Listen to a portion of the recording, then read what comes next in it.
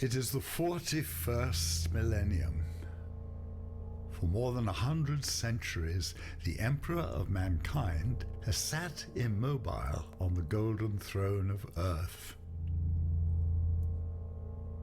He is the master of mankind by the will of the gods, and master of 1,000,000 worlds by the might of his inexhaustible armies.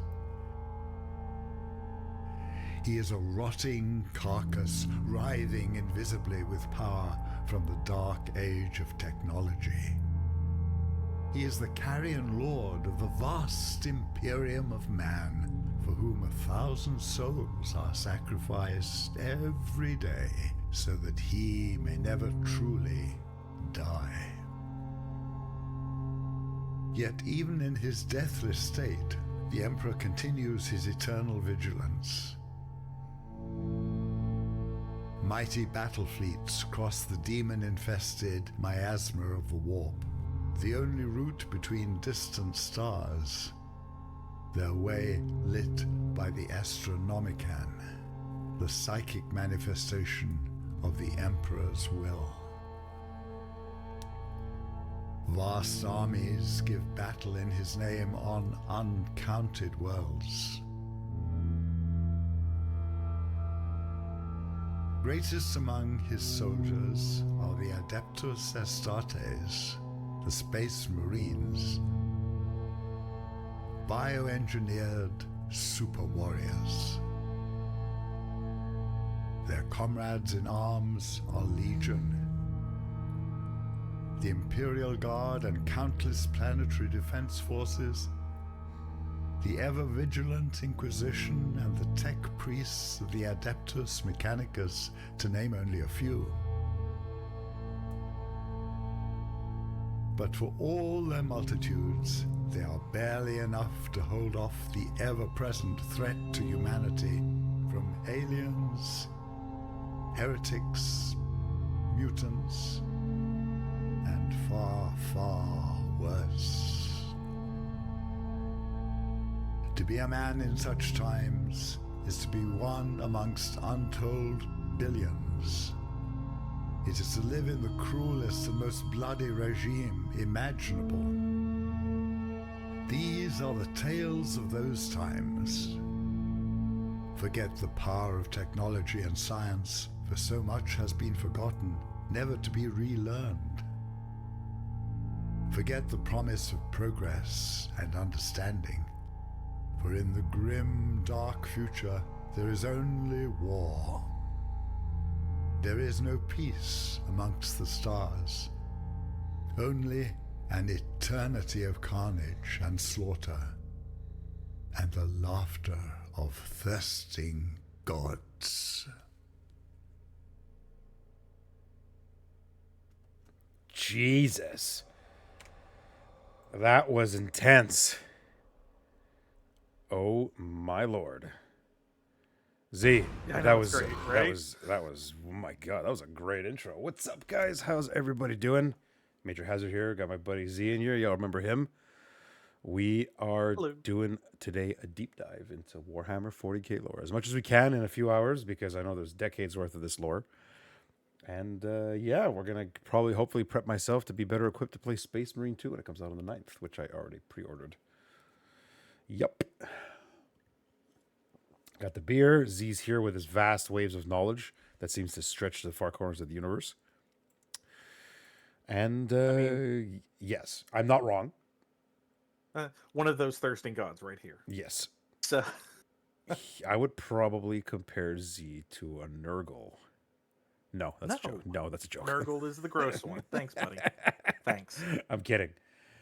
Who would I compare you to? I need to find out more about different factions, then I'll compare you later at the end of the stream. Yeah. We'll get there. Yeah. Well, hope everybody's doing good on this Wednesday night. Well, without further ado, guys, let's go right in. So that was the intro. So basically what I got from that was that the gods... No, sorry. What I got from that is technology is stagnant for a millennium. Nothing's happening, no progress. And basically the billions and billions of citizens of Earth, citizens of humanity, of the Imperium, are stuck in a loop of war. Yeah. Pretty much. Is that what I got from that? Yeah. And the reason that they're stuck in war is because first off, they're very xenophobic. They hate anyone that isn't human, Which there's a lot. and they I'm become guessing. to the point. And yeah, and exactly, there's a lot of things out in the universe, and Let's all go of to them are terrifying. Uh, Yeah, I'm sure, but like, oof. there is Let me replay some the music. Imperium of Man. The Imperium of Man, yeah. Gotta get some background music Kind while you do this, of. boys. Yeah, Lower that a little bit. Okay, go ahead. lower that. The Imperium of Man like spans the whole galaxy, like the whole Milky Way, basically. And this is based in the Milky Way. Yes, this is based on the Milky Way. Holy Terra is what's left of Earth, Okay. and that is where the Emperor has his golden citadel. Right. The whole of the planet has been turned into a giant city. There is no there's no even water left on the planet. Okay. It has to be imported in from other planets, and yeah, the whole thing is just like this wasteland, but Okay. it's a giant city It's a giant city. everywhere. Yes. So kind of like, no, not really. Not really. Like, I'm trying to compare it to like Coruscant from like Star Wars, but it's not like that at all. No. In fact, we have. Dude, can I get a good picture of what the city? There's been a lot of like Let's see. really good. Oh, that's a good one. No, that's the YouTube video. Why is it? It's being difficult. You know, that's how that stuff always goes. But there's a picture of that is supposedly the walkway to the Emperor's palace, which is that thing in the distance, and everything before that is everywhere. Like all of those Gothic style cathedral-esque everything. Really? Okay. Yeah. And that's kind of Warhammer. That's the charm of Warhammer. Okay. Is everything is completely over the top, like high Gothic, ridiculous levels of just. I mean, these people are basically flying giant Gothic cathedrals into battle. Like they've decorated the battleships into look like Gothic cathedrals in space. Okay, so this It's is like over the top as hell. Okay, so it's very the artists when they were designing this back in what, the 70s, the 80s, they had Yeah. a very gothic neo-gothic style of Yeah. Okay. Exactly. Okay, makes sense. Makes sense. Neo-Gothic style of architecture that someone favored above all else. So how did this start? Like, how did all this when the first person made this world back in what, late 70s? Who, like, it started with the tabletop game? It started with just lore, like books, like what? So 40K actually started with Warhammer Fantasy. Warhammer Fantasy came first. And it was kind of a up, CBL? generic fantasy world. Okay. And they just I think it started as a book. And then they made a couple books. No, I think it might have started as the war game. No, I think it actually started as the war game. Now that I think about it, I think it started as the actual tabletop The thing. tabletop game Someone- where you got to they- paint those pieces that I have no patience for. So Yeah, exactly. So they started with this tabletop, and then they added like stories and lore to it, and it just a group of nerds, and then it got popular, and then they realized that it got even more popular when they started telling dark stories with it, like the darker side of the things, and that kind of colored the whole Warhammer lineage. Speaking of which, CBL here in my chat. How's CBL? How's it going, bud? Sorry, he didn't mean to interrupt you, but I gave him a shout out, and he's currently playing Warhammer 40,000 Darktide. Awesome. Yes. My CBL, guy. feel free to jump in here if you want on some of this lore here, or some of the things I should Yeah. know, because I'm basically doing this to prep myself for Space Marine 2, because I want to go balls deep in this lore. It's a meaty bit of lore to get into as well. Like there's so much stuff to this. I know there's a lot. I know it's quite meaty, but Yeah. What you're getting into, Space Marine, they cover such a small sliver of this world. They're expansive games. They've got a lot to them, but they cover a very small sliver of this overarching story. So today I'm just going to give you kind of a general overview of everything else around. Okay. Because The Space basically, Marine this stuff. whole Space Marine stuff is go to each planet, kill the Xeno, kill the alien, kill the mutant, cleanse everybody in the Emperor's name. If it's not human, cleanse it. That's it? Even sometimes if it is human, cleanse it. Okay. Okay. Really kind of depends on what your Space Marine chapter is. Like, what your Legion is, what their job is. All of them have, like, unique specialties at what they deal with. Okay. Let me move my... Because Space Marines are not, like, they're rare. They're Okay. So basically, the Emperor's angels don't come out to every battle, pretty much. Right. We'll start at the bottom level of this run. We'll talk Guardsmen. Let's talk the Guardsmen. All right, real so quick. let's go bring up a photo of the Guardsmen. Let's bring up. Yeah, let me grab some Guardsmen. Here, I got Google here. Warhammer 40K Guardsmen. Now they have Images. some of the. Oh, there's the good picture of there's the one that everyone knows. Which one? This one? This one. Oh, there's the guy second row, third one. This guy. Yeah, that's the picture that everyone knows of the Guardsman. That's kind of the quintessential Guardsman look. Now, the Guardsmen are very ill-equipped. Yeah, but they number in the millions, right? Billions. Jesus. There are billions of these guys. So expendable. Like, exactly. And they're just regular guys. These are the average day-to-day defenders of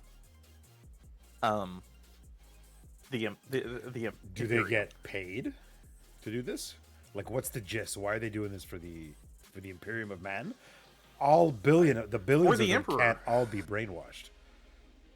For the Are they? Emperor. Oh, yes, the brainwashing has been it has gone for Oh, a yeah? very long time here. So they're all brainwashed. So- all of them. They're all kind of into this, especially the Death Corps. The Corps of Krieg. Yeah. Yes, the Death Corps Krieg. These guys? And again, there's no. With the Yeah, mask? actually, With the that might mask? be a Death Corps because they tend to guy. have the gas mask. Death look. Corps Guardsmen. You'll note yeah. that. Yeah, they tend to have like this World War I, World War II. Yeah, I vibe saw to that. I them, was like, huh, okay, I like that. Okay. which is kind of interesting. Like it's because it's like super spacey, but it's like I don't know. It has this older aesthetic to it, which was good. Looks good. okay. I don't mind that. When we get to some of the videos later, they'll go into more depth. Okay. But these are just the basic go guys. These poor bastards they're cannon fodder. They're thrown everywhere. The only ones who are respected by anything higher than like Inquisitors are the ones who come from Cadia. Okay. Which So- are who here? Acadia Guardsmen. I don't know Warhammer if we have 40K Acadia. CAD. Acadia Guardsmen. It's not really Acadia. a special picture. There's not an A in front of it. I don't know if there's a special picture for it. Acadia? Oh. Yeah. So, Cadia is one of the coolest groups, and when you hear about it, you know, the joke is that when a Warhammer player hears about Cadia, they instantly burst out into tears. Cadian Shock Trooper. Okay. Yeah.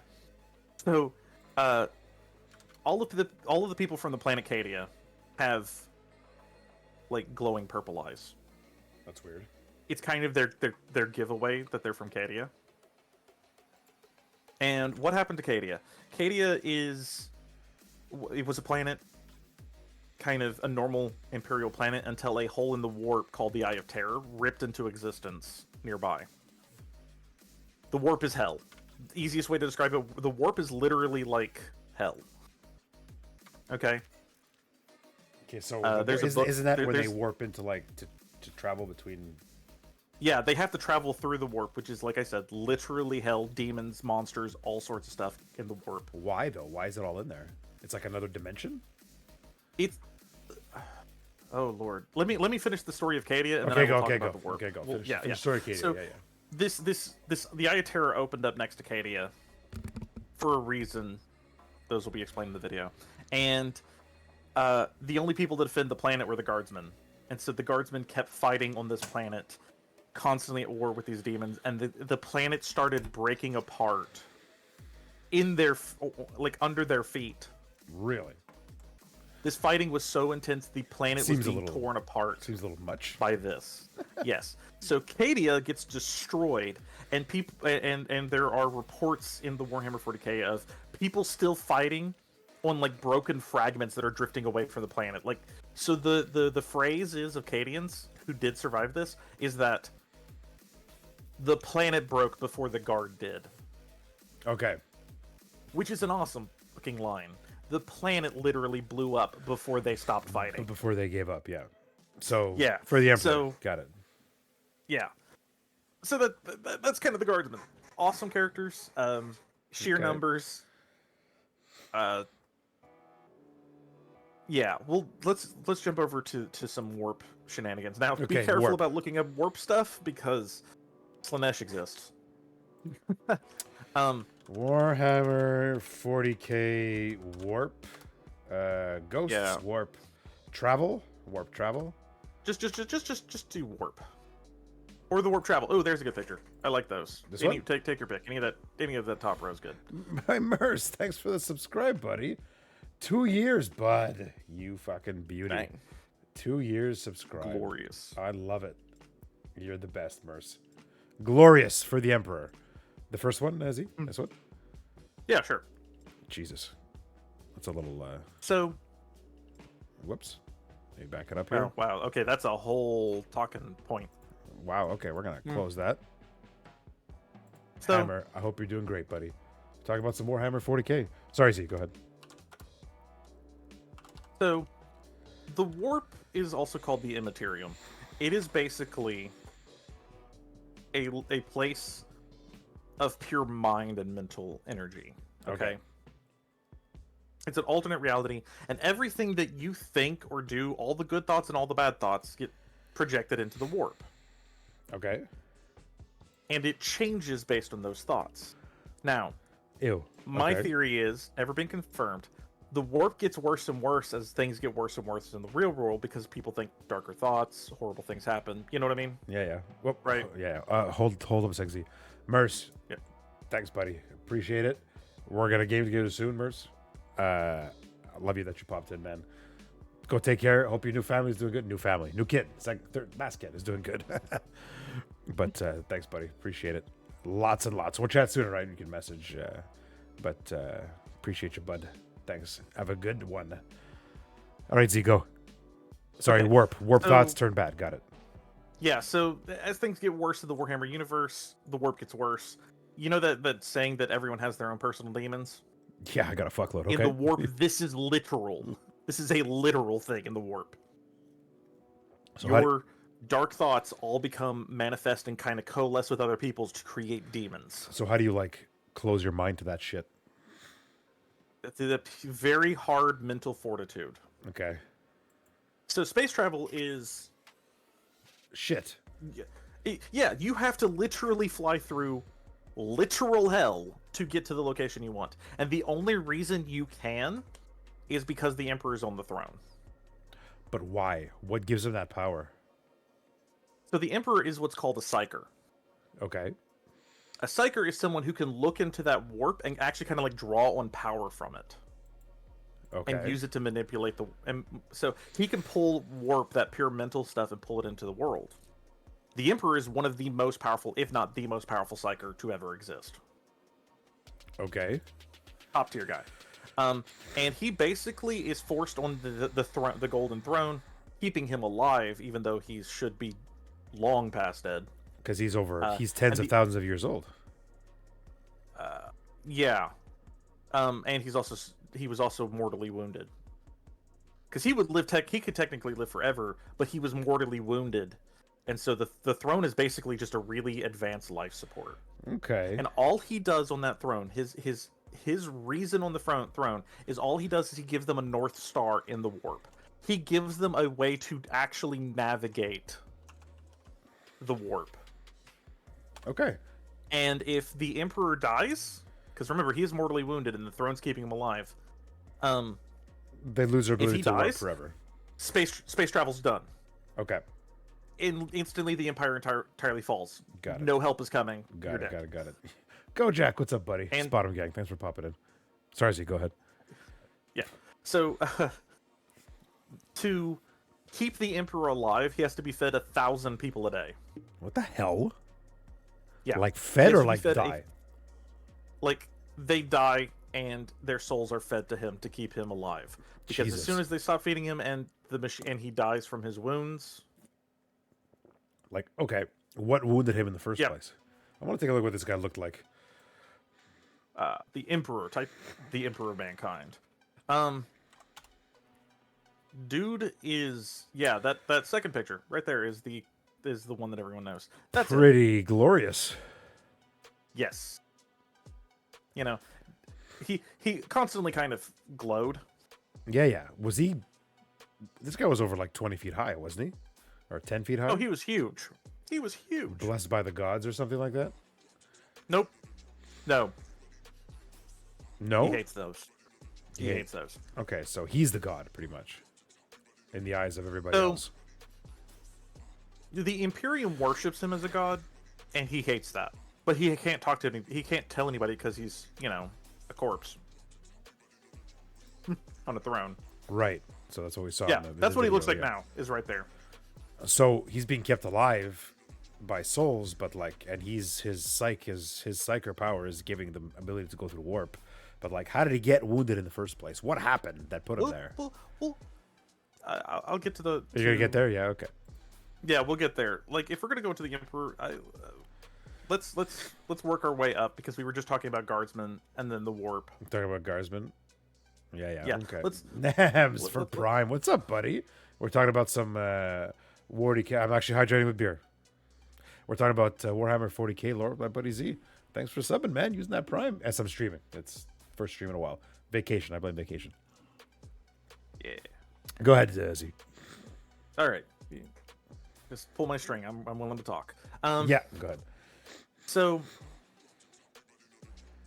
you know what? No, we'll go ahead and talk with the Emperor. Since so the Emperor created Me too, Nams. Me too. 20 sons, Created 20 18 sons? sons. 18 He sons? created them. How did he create 18. them? No, they're test tube babies. He purposely created them to be kind of smaller versions of him Okay. in ways, and so that he could kind of spread himself across and like help control the Empire. Okay. The Chaos Gods didn't like this. They didn't. Okay. No, because this Emperor, he dislikes the warp. He hates the gods in the warp. There's 4 of them. We'll get to those. 4 Chaos Gods? And In the warp? 4 Chaos Gods in the warp. And so what they did was they stole his kids Jesus. before they matured The and Chaos spread Gods them stole across the galaxies. all 18 of them? Okay. All 18. all- Jesus. Nam, this is not a game. We're talking about Warhammer 40K lore before I buy that Yeah, game, we're Space talking- Marine 2. We're talking tonight. It's a just chatting stream. We're going to talk. We're going to watch some YouTube videos, get in some Wikipedia stuff, some photos, talking about lore of a game that I'm going to buy, of a whole universe that apparently I've slept on for 35 years. Oh yeah. There's a bunch of games set in this universe. Most of them don't deal with the whole overarching lore. Instead, deal with like little pieces of it, and you kind of can either piece it together. There's also like a ton of books. Some of the books are really good. Some of the books are really bad, but different writers. There's books too? Yeah, okay. Oh, yeah, there's some I wouldn't mind good reading some of that. books. Do you know, like, side The- note? Sorry, side note. The books I just finished reading that go into, like, more into this that I Yeah. really liked was books based on the Predator and Alien franchises Yeah, that is. that I finished reading a whole bunch. There's actually a little bit of Alien and Predator vibes to some of the stuff in this. Oh, yeah, okay. Okay, anyways, But continue. that's- Emperor that's for stole other his things. kids. Emperor stole, Chaos God stole his kids. So they stole his kids and spread them across the galaxy, sending them each to different planets. And thus they grew up on these planets with adopted mothers and fathers. Some of them grew up literally with wild animals. But no matter what planet they went to, they tended to, because they're literally like super powerful themselves. So as they grew up on these different planets, Don't actually click Emperor's Children. That's a different thing. Is That's it? a whole. Yeah, that's a traitor faction. We'll get there. Oh, Jesus. Emperors. So what do I hit? What do I? Emperor's Primarchs. Children pre-heresy. Emperor's Primarchs. Primarchs. I thought you were gonna like don't click Emperor's Children. You're gonna get the porn. Anyway. First picture right there. There we go. Right here. Yeah, that's a good. Actually, you can see there's a better version of it at the bottom right. It's grayer, but that's a YouTube video. This one. Yeah, that one. So there's a picture of all the kids. Whoops. Why did I click? Why that? did? Oh, it always leads to this. Yeah. That's great. 20 children. Okay. Yeah. 18 children. I'll look. Real quick, I'll explain that. 2 children are never mentioned in anything. And the reason for it is if you wanted to create your own army on the tabletop, right? Those 2 are basically fill in the blank children. Okay. So they're never mentioned or any books or anything. But in the game, if you wanted to make your own like legion or whatever, it's one of their legions. Get it? Okay. Got So it. So really, Folder. there's 18 kids in the actual canon. And so each one of them grew up in different places. Most of them grew up to be very powerful, or all of them grew up to be very powerful. All of them have very different upbringings and ended up very differently from each other. Okay. So he created them test tube babies, and they're all powerful in their own way, pretty much. All his Primarchs. Right. And which And are they are his revered as Primarchs. basically gods as well, or just the Emperor? Just the Emperor is a god, and in fact, real quick as a side note, he hates gods. Like he would not have wanted to be Worship called like a that. god. It's just he got wounded 10,000 years ago and can't talk anymore, and so people just started revering him. Okay. So he's been on that throne for 10,000 years. Okay.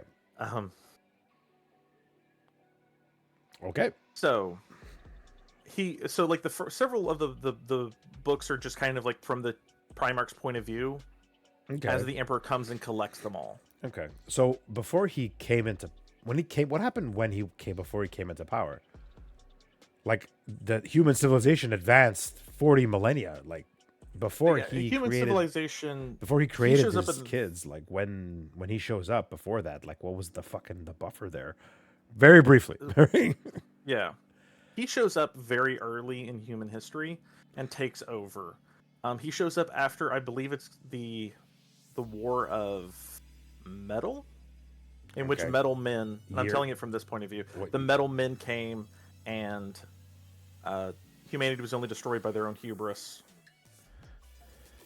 And the Emperor shows up, reveals himself, even though he's much older than this. He reveals himself to mankind, takes Where did lead, he come and they from? win the war. Where did he come from? Is that still all speculation? Speculation, we kind of know, but that's beyond the purview of what's supposed to be a quick little blurb. Got it. Okay. So he shows up. Shows up, The takes savior. over, and because of this war, humanity is not allowed to use AI anymore. Nice. The men of metal were robots and AI. And Is that why they don't like the Tau? we'll get there. Okay. Okay. You- Jumping ahead. Trying to Jumping way sidetrack too, me. jumping way too Yeah. ahead there. Okay. Yeah. So AI is not allowed to be used anymore. In this universe. But they still, like, in this universe, and machines have to have a human mind behind it. Literally. Right. Adeptus Mechanicus. Yeah. And we go into the Adeptus movie, YouTube video. No, is not that yet, the not cute? Not yet. Okay. So- Let me finish the story of the Emperor and this, and then we'll get. I got this plan. Don't worry. okay. Go ahead. Go ahead. So, the Emperor goes around, collects all his children. All of his children have grown up by this point, and all of them are very different people. They're very different people than what he expected because of their new upbringing Okay. and the planets they were on and all that. And the Emperor starts trying to like take control of the entire galaxy at this point, right? He's got his Primarchs back. He starts a huge war across the galaxy, starts taking over planets after planet, Okay. Okay. conquering most of the galaxy. But during this time, the Chaos Gods are whispering to the children, and they're playing their machinations in the background. Okay. and they're doing stuff in the background. And eventually, Horus's favored son, his oldest, the Emperor's favorite son, his name is Horus. Right. Which one is he along here? He's What, the color one? on the second side. Yeah, on the other side, on the right side, top left. Here. That one. That looks like Horus. Kind of hard to say. Because that's for sure so- Vulcan right there. That's Vulcan. Salamander. And Horus led 8 of the other Primarchs and kind of did the Horus heresy, saying basically the Emperor's wrong, what he's doing is wrong. Like, you know, we need to stop him. We should be the ones in control, not him. So I think they split it up here. All of these guys he took with him. Yes. And these guys stay with the Emperor. Got it. Okay. So the Horus Heresy is Horus and these 8 Primarchs. Those are the books that I recommend reading. Because there's one book, the Horus Heresy, there's like one book like for every Primarch from their point of view. Jesus. Okay.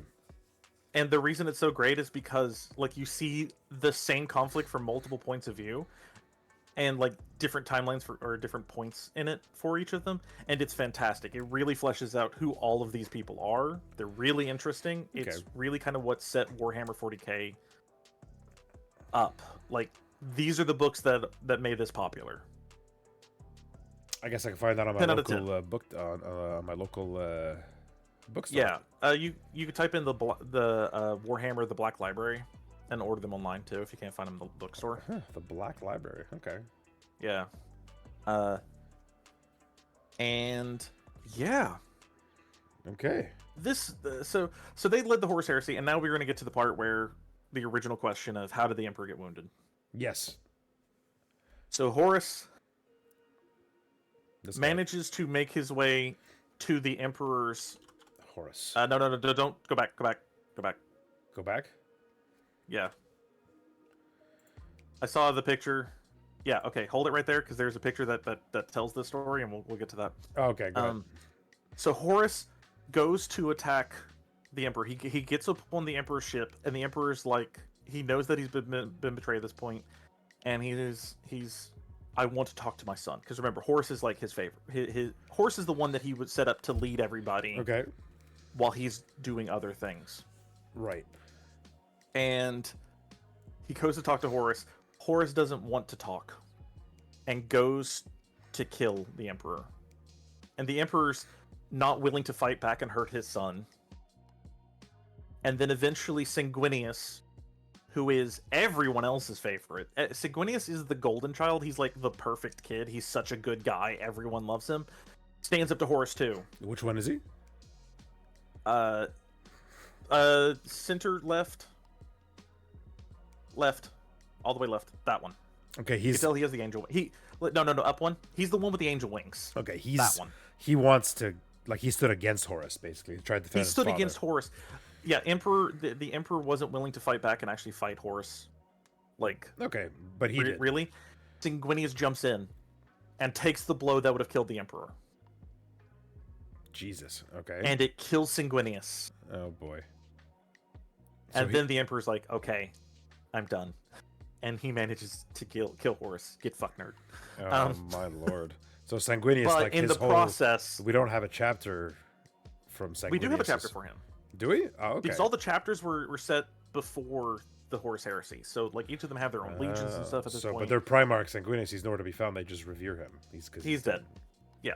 Half the Primarchs are dead at this point in the story. Really? Yeah. A lot of them died. Horus is dead now. The Emperor kills Horus, but in the process is mortally wounded. So they take the Emperor back to Earth, which is called Holy Terra, and put him up on the Golden Throne to keep him in stasis on this throne the entire time. And through his psycho So abilities, that's how they warp. Yeah. And if you click on the middle picture on the second row, This one? nope. It's moved to the last one in the first row. This one. That one. That is a picture of Sanguinius, Horus, and the Emperor. Let me see if I At can, the moment, Sanguinius dies. Let me see if I can get a. What? Yeah, it's a good picture. I can't get the photo. Hold on. Where's the photo? Shit. Okay. Let me see if I can bring it up a little bit more. Yeah, I got you. I will find a way. Wow. Really isn't any good, like, just photos of this, is there?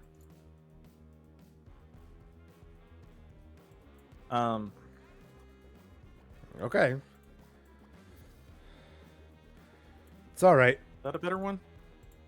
No, Let's not see. really. Not really. No. But it's a really cool picture. It shows Horus on the left, Emperor on the right. On the right. A little bit and, bigger, yeah. Okay. Sanguinius at his feet. Emperor Sanguinius is dead here. Oh no, wait. This is Horus. Yes, Sanguinius is dying. Sanguinius Horus is the dying. one on the left. This is Horus. It's the Emperor. Yeah, and at this point, yeah, and at this point, Horus has completely fallen to chaos, which is why he looks like that.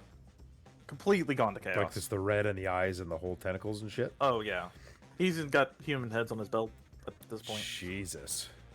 Horus is. This guy's a golden child here. Yeah. So Or at least- Sanguinius is gone. Okay, Sanguinius dead. Okay. Sanguinius is dead. Horus has fallen. The Emperor is now on the throne. That is kind of the preamble to the beginning of that. And this all happened 10,000 years ago. Okay. So, and since that time, the Emperor's become known as a god. The Primarchs are basically also gods and have went off their own way. Some of them went to several of the Chaos gods. Some of them have just kind of went their they're not exactly working together, but they're working for the Imperium. So they come in conflict all the time. Half of them are Chaos. They come in conflict with the ones who are stayed loyal. Do the Chaos ones come in conflict with other Chaos ones, or no? Yes, that happens. Yeah, as that well. happens too. Jeez. Okay. Depending on who they work for. Like if one of them works for Nurgle, they'll fight someone who works for like Khorne. Okay. So, Got it. yeah. Okay. And yeah, that's kind of the Primarch situation. We'll get more into that once we get into the other videos. Okay. But let's talk about a faction that is kind of separate from these Okay. people, I'll type it in here. Go ahead. which they're one of my personal favorites. They're the Adeptus Mechanicus. Adeptus Mechanicus, top one. There you go. Whoops. Hey, look at that. I mean, Adeptus Yeah. Mechanicus. so these guys don't follow the Emperor. They don't believe the Emperor is a god, which you would honestly think, oh, heretic, they should shoot them. But the Emperor likes that. Yeah, the Emperor likes that. There but it goes. That's a good one. he can't say anything. Yeah, that's a good one. So the reason why these guys haven't been, oh, you're a heretic and shot is because they literally fix all your shit. And you can't have war without guns. So they're the ones who keep the technology running. Right. Whatever technology Yeah, is they're- left. Yeah. And they do still kind of worship the God Emperor because their faith is they believe in something called the machine spirit, Okay. which means if you pray to the machine, you'll get better results and you'll be able to work with the machine. And they believe since he is now integrated into this golden throne, which is like the perfect machine, that he is the ultimate embodiment of the machine spirit. Okay. Isn't there like a video They of also- how a space marine is made, and you see a whole bunch of them around and stuff? Oh yes, there is a space marine video. I totally forgot that one. We could pull that one up. You want to pull that up now, or do you want to do Mechanicus first? But let's do Mechanicus real quick. So Mechanicus has a creed. They have a little Tech priest. they have a belief, and this video will very poignantly tell you their belief. So go ahead and go to the video. Make sure the captions are on because the guy's talking through a CC subtitles, closed captions. yeah closed captions. All right, here we go. You ready? So go ahead and hit this. And this is the Adeptus Mechanicus's creed, what they believe. From the moment I understood the weakness of my flesh, it disgusted me. Bro. I craved the strength and certainty of steel. I aspired to the purity of the blessed machine.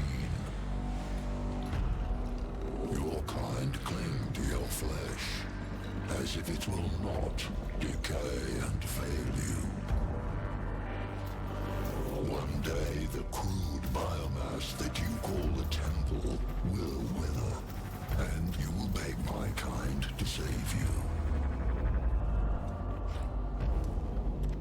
But I am already saved. For the machine is immortal.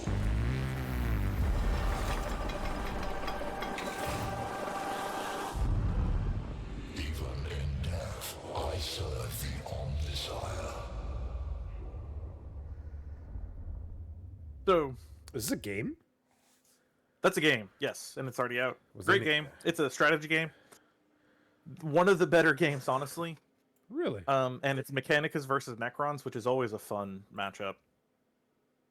So yeah, Jeez. these people replace their flesh to achieve immortality. They want to become part of the machine. Got it. Remember how I said that there's always a mind behind the machinery? Yeah. That is also literal. Their brains, when they die, are taken out and rewired to actually run the machines. There are no computer programs. It's all brains in jars. Or brains in the robot. Really? So there's no bodies? There's no... Well, sometimes the bodies are repurposed, too, for it. So, yeah. Also, they do this with, like, prisoners and stuff. If they need, like, you know, slave labor. Got it. So, with slave yeah. labor, okay. yeah, so they'll take and repurpose people and turn them into I'm just gonna pause this. machines and computers and stuff for in Darktide actually. Okay. The healing stations are made out of people, and you can still see it, like the person in it with like the mechanical stuff coming out to heal you. And occasionally, there's a glitch in the system, and these people reawaken and realize that they've been horribly mutilated into robots, and it's horrifying. And they scream. And they scream. They'll say stuff like "Please kill me," stuff like that. It's wonderful. Jesus. Okay. Yeah. So not willingly going to be made into a machine. There's not willing, and then the Mechanicus, when they die, they willingly become a part of machine, which is why I mean, even like, in death why I wouldn't serve you? the Omnisire. Why wouldn't you? Prolong Right. it? Like, do you want to go into just a black void, or do you want to, keep going? Well, yeah. These people are insane. I love them. They're super wacky. They have like robot hands coming out of everywhere. They have like the holy robes. They literally pray to machines to get them to work. They'll like cover them in holy oil and holy sigils, and And do they work when they pray over them? sometimes. Jesus. Okay. Okay, I guess that's what a tech priest is. Okay. Yeah. That's what. Yeah. So But do they actually worship fix machines. shit? Do they actually fix shit, or they're just there to like? Yes. Okay. No, they'll actually fix the shit. They actually know how the stuff works. They're the only people who know how the stuff works, or even has an inkling. Because a lot of it, they don't even know how it works anymore. They just know. Think of it this way. You know how in like religion they have like rituals, Okay. right? Like you follow this set ritual and prayer and stuff. Their rituals are how they fix the machine. They don't actually know how it works. It's just that's the ritual to make the machine work. Get it? Jesus. Okay. Like they don't have the knowledge for it anymore. They just have these like rituals that have become like religious to them on how stuff works. Okay. So yeah, Adeptus Mechanicus, kind of fun. Nice. One of my favorite factions. I like all the weirdo factions. Yeah. No. Wait a minute. Nams, what did you just redeem? What's this? Hold on. Gotta go check what you redeemed there. What did you redeem? Literally says, "What's this?" I don't see it. I don't see it in my... Oh, there we go. Oh, the rogue energy thing. Oh, yeah. Okay. Yeah, okay. All right, well, I gotta take a little quick, not a break from UZ. Hold that thought. He's gonna... I need another beer to chase that down, but basically he redeemed... I gotta go take a dry scoop shot of my energy thing, and then do 15 push-ups. Give me a sec. I'll go get another beer to chase that down with. I'll be right back. Oh, have fun. Yeah, that's gonna be fun. Hold on. Let me play the music here. I'll be right back. Oh, it's 25? Yeah, okay. It's 25. I thought it was 15. Wait, is it 15? Hold on. Let me check.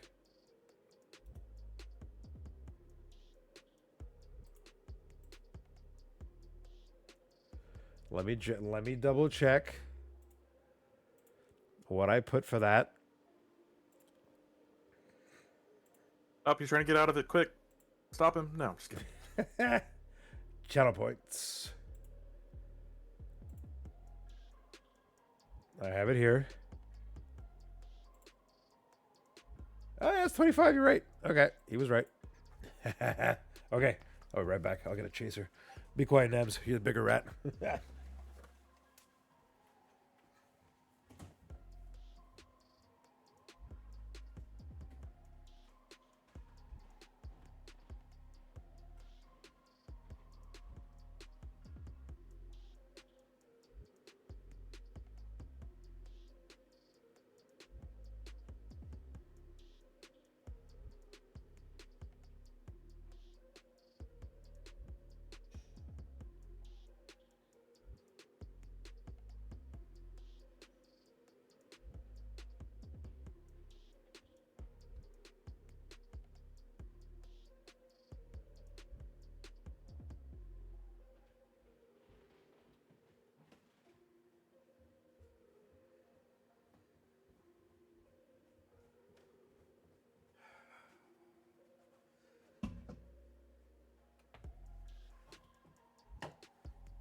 All right.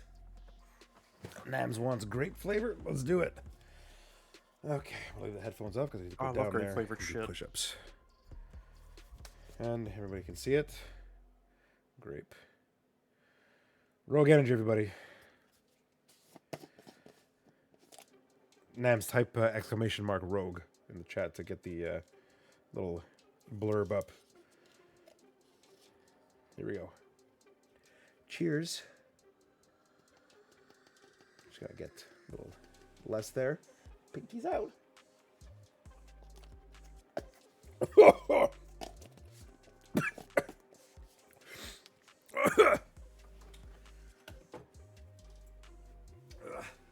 Push-ups. 2, 3.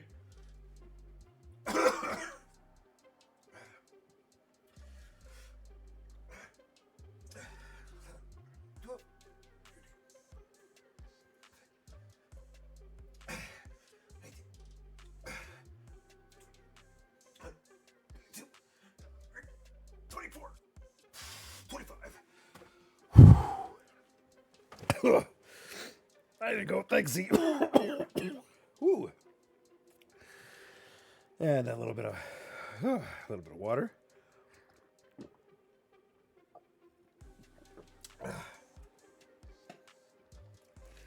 Okay. Back to what we were saying. And a little Yeah, bit I'm of sure this stuff tastes great. I'm sure this stuff tastes great, but there's no way I'd put it in my mouth dry like that. yeah, it was. It tastes amazing, but not dry. Yeah. Redo. No. No, I not redoing counted. that. I saw it. He saw it. Nope, sorry, Nems. You're getting only 25. You're getting it once. Once per stream. And there's the second beer. Yeah. So Okay. here's what I think we should do going forward. All right. So we kind of have the backstory, Horus Heresy, bit of the Adeptus Mechanicus. Honestly, it would probably be best if we just go into Bricky's video and, like, after every faction, just stop and, like, talk about it. Or if I have anything to add. Okay. Who is this Z guy? Nams, this I am is the guy. He's the guy. He is my font of knowledge about this Warhammer universe. I've been gaming with Z since Warlords of Draenor. World of Warcraft. That was like 2013, 2015. And then he realized I know everything nerdy and was like, hey, come on stream. Yeah. Here I am.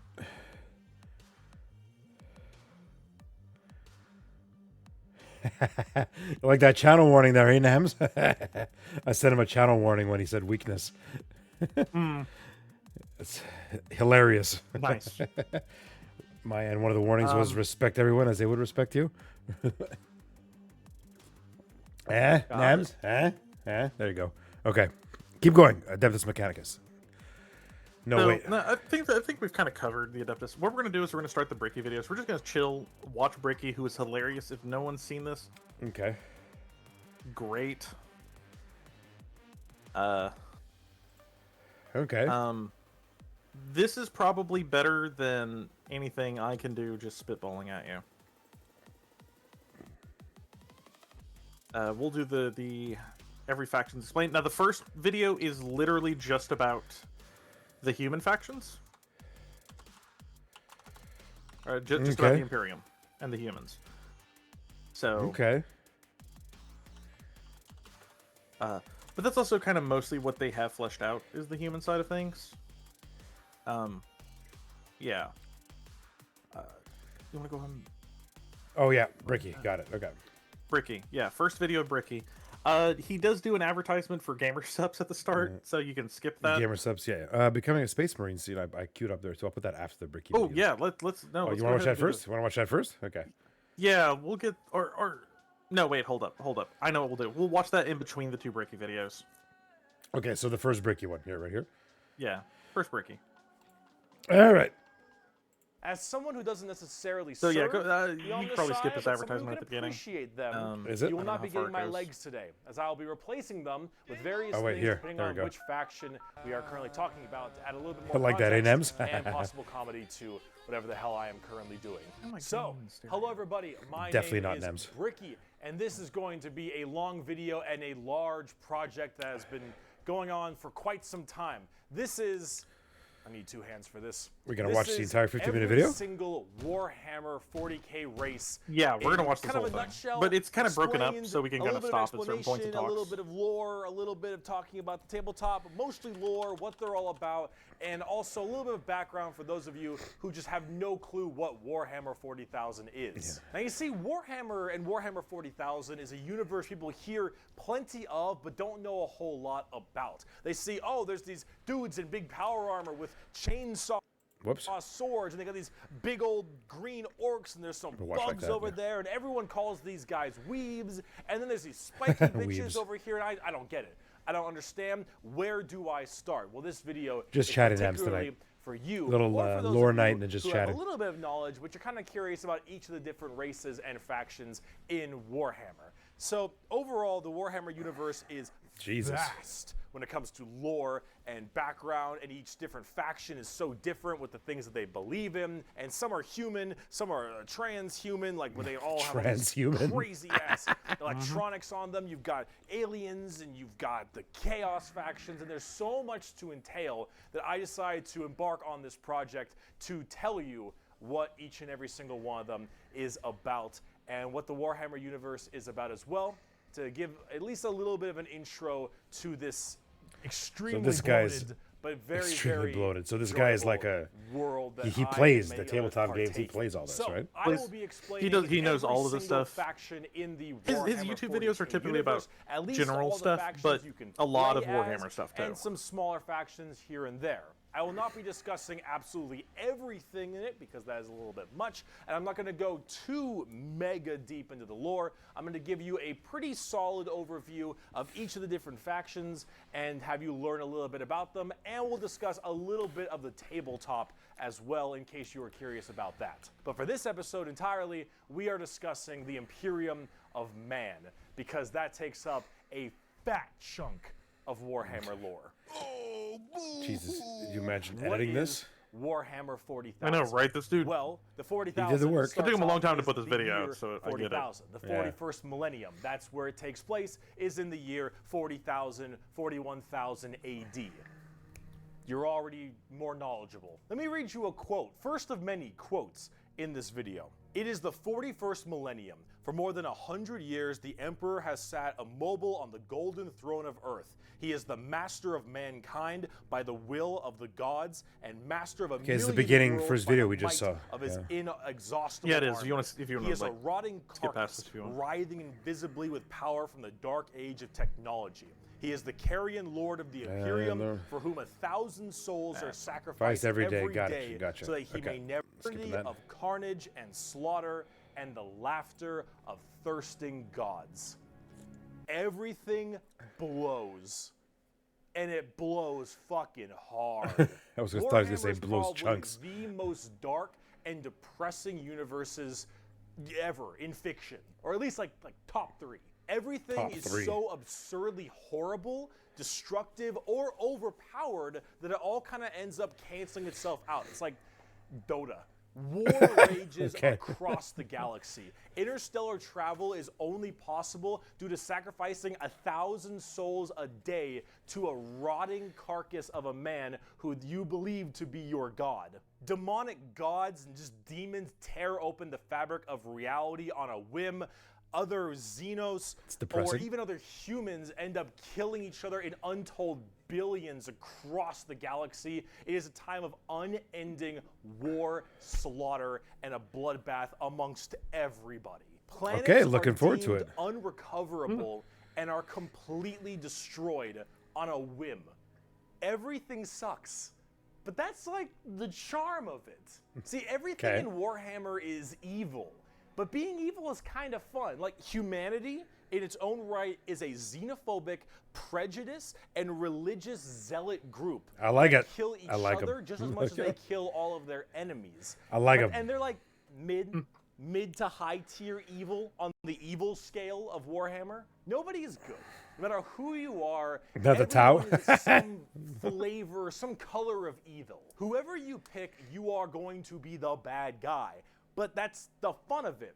Because being the bad guy is badass. Villains are cool. They look cool. They got cool outfits. They got cool weapons. They got cool armies. Villains are cool, man. Nice. And when everyone is a villain, everyone is pretty cool. That's what makes this so charming, is that everyone can be the bad guy. So let's start off talking about the main bad guy, quote unquote, the Imperium of Man. It's hair, whack. It's gear. Oh, Of course we get advertisement. a. Oh my gosh, we get a Warhammer ad. Of course we do. Nice. Guarded by the might of the Display. Space Marines and mankind's I'm like watching that, skipping. The Imperium of Ah, Man is the the algorithm. main empire of the human race. All of humanity is under this one flag called the Imperium. And about 10,000 years ago, there was a man. He was the Back to the Emperor, Future the reference. Emperor of mankind, a 10-foot-tall psychic demigod who led humanity across the stars to colonize tons and tons of worlds, create superhuman soldiers, and really bring humanity into a new age. This man, the Emperor of Mankind, was a psyker. And a psyker is like a magician of sorts.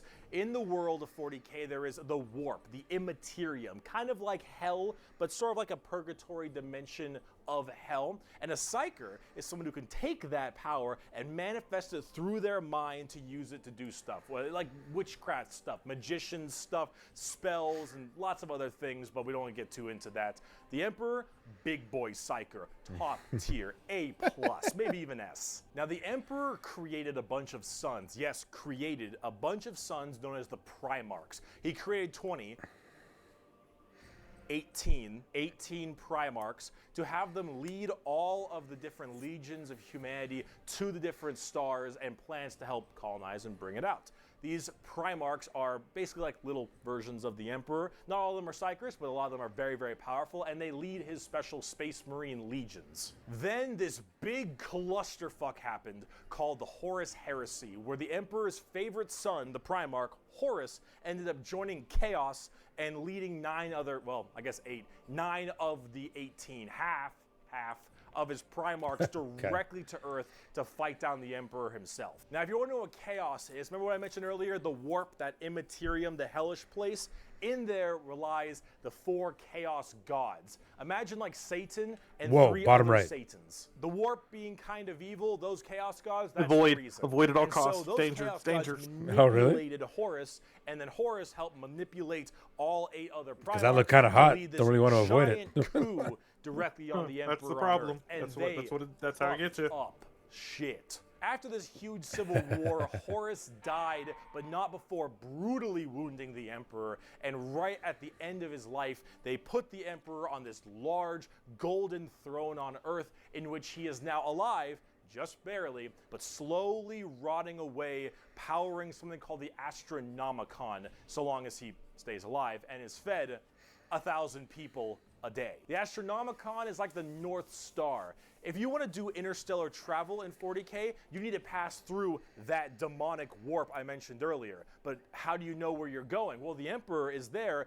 putting a nice little navigator right there. He helps navigate you to know where you're going. If you want to go from Earth to some crazy solar system across the way, you need to go through that warp, and then you need to know where you're going, go through there, and pop your way out. It's like doing nether travel in Minecraft. Okay, hold on. Time out. So Okay. questions. Questions. Yes. I'm here. Okay, so one question. Their ships don't have, like in these other sci-fi flicks, warp capability, bending space-time No. to get somewhere faster. No. They got do it not. in the whole Warhammer They- 40K lore. You have to pass through this to get You to have any. to pass through the It's warp. basically opening up a portal to another dimension, and when you're in there, the Emperor provides a beacon that opens another portal to exit on the other Where you side need of the to go. galaxy. Yeah. So basically, that's Yep. 2 portals to exit to the other side of the galaxy. You're not actually traveling through space. You're opening a portal, going to the dimension, opening another portal in the dimension to go somewhere else, to like exit somewhere Yes. else. Okay. Fuck's sakes. And the only way you can navigate where to come out as is because the Emperor's not the one opening the portal. Each of the ship has a psyker who's opening the portal. Got it. Okay, Cyclope is portal. The Emperor's But- just showing them where to go. Yeah, the Emperor Sort of. just shows them how to travel, because how to navigate it. Because if you can't navigate it, you get stuck in there, and And then you die. Okay, got it. Let's yeah, keep you're going. bored. You're like, Perfect. So you can shorten Oh, the distance between pause real going quick, to just real quick. areas. Yeah, go ahead.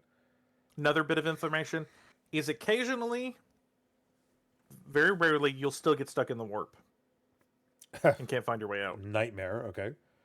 So there's actually another video game that's pretty good.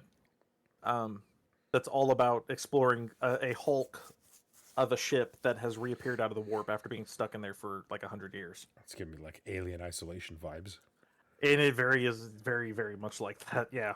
Jesus. Okay, I'm not playing Except that you're game. a guy in a giant fucking hulking suit, so that kind of helps a bit. I'm not playing that game. All right. All right, continue. So long as the Emperor is alive and being fed 1,000 people a day to stay alive, you can do that. The moment he dies, interstellar travel's gone for all of humanity. You're so boned. Now, since the Horus Heresy 10,000 years ago, the Imperium has fallen from grace substantially. All technology has started to dwindle and die. There is now giant fundamental religious extremists that now believe the Emperor of Mankind was a deity, a true living god, which is probably the last thing the Emperor would have wanted to be remembered for. So now you have this thing called the Ecclesiarchy, which is this giant church entirely devoted to spreading the good word of the Emperor. He is now the Holy Emperor God, the God Emperor of mankind, and all of the Imperium has taken up worshiping him to the fullest extent and killing anything that isn't humanity in his name. The Imperium has this futuristic gothic tone to it and a hefty religious zealotry to them. If you think anything against the Emperor, that's heresy and you deserve to die. Oh, That is jeez. called being a heretic.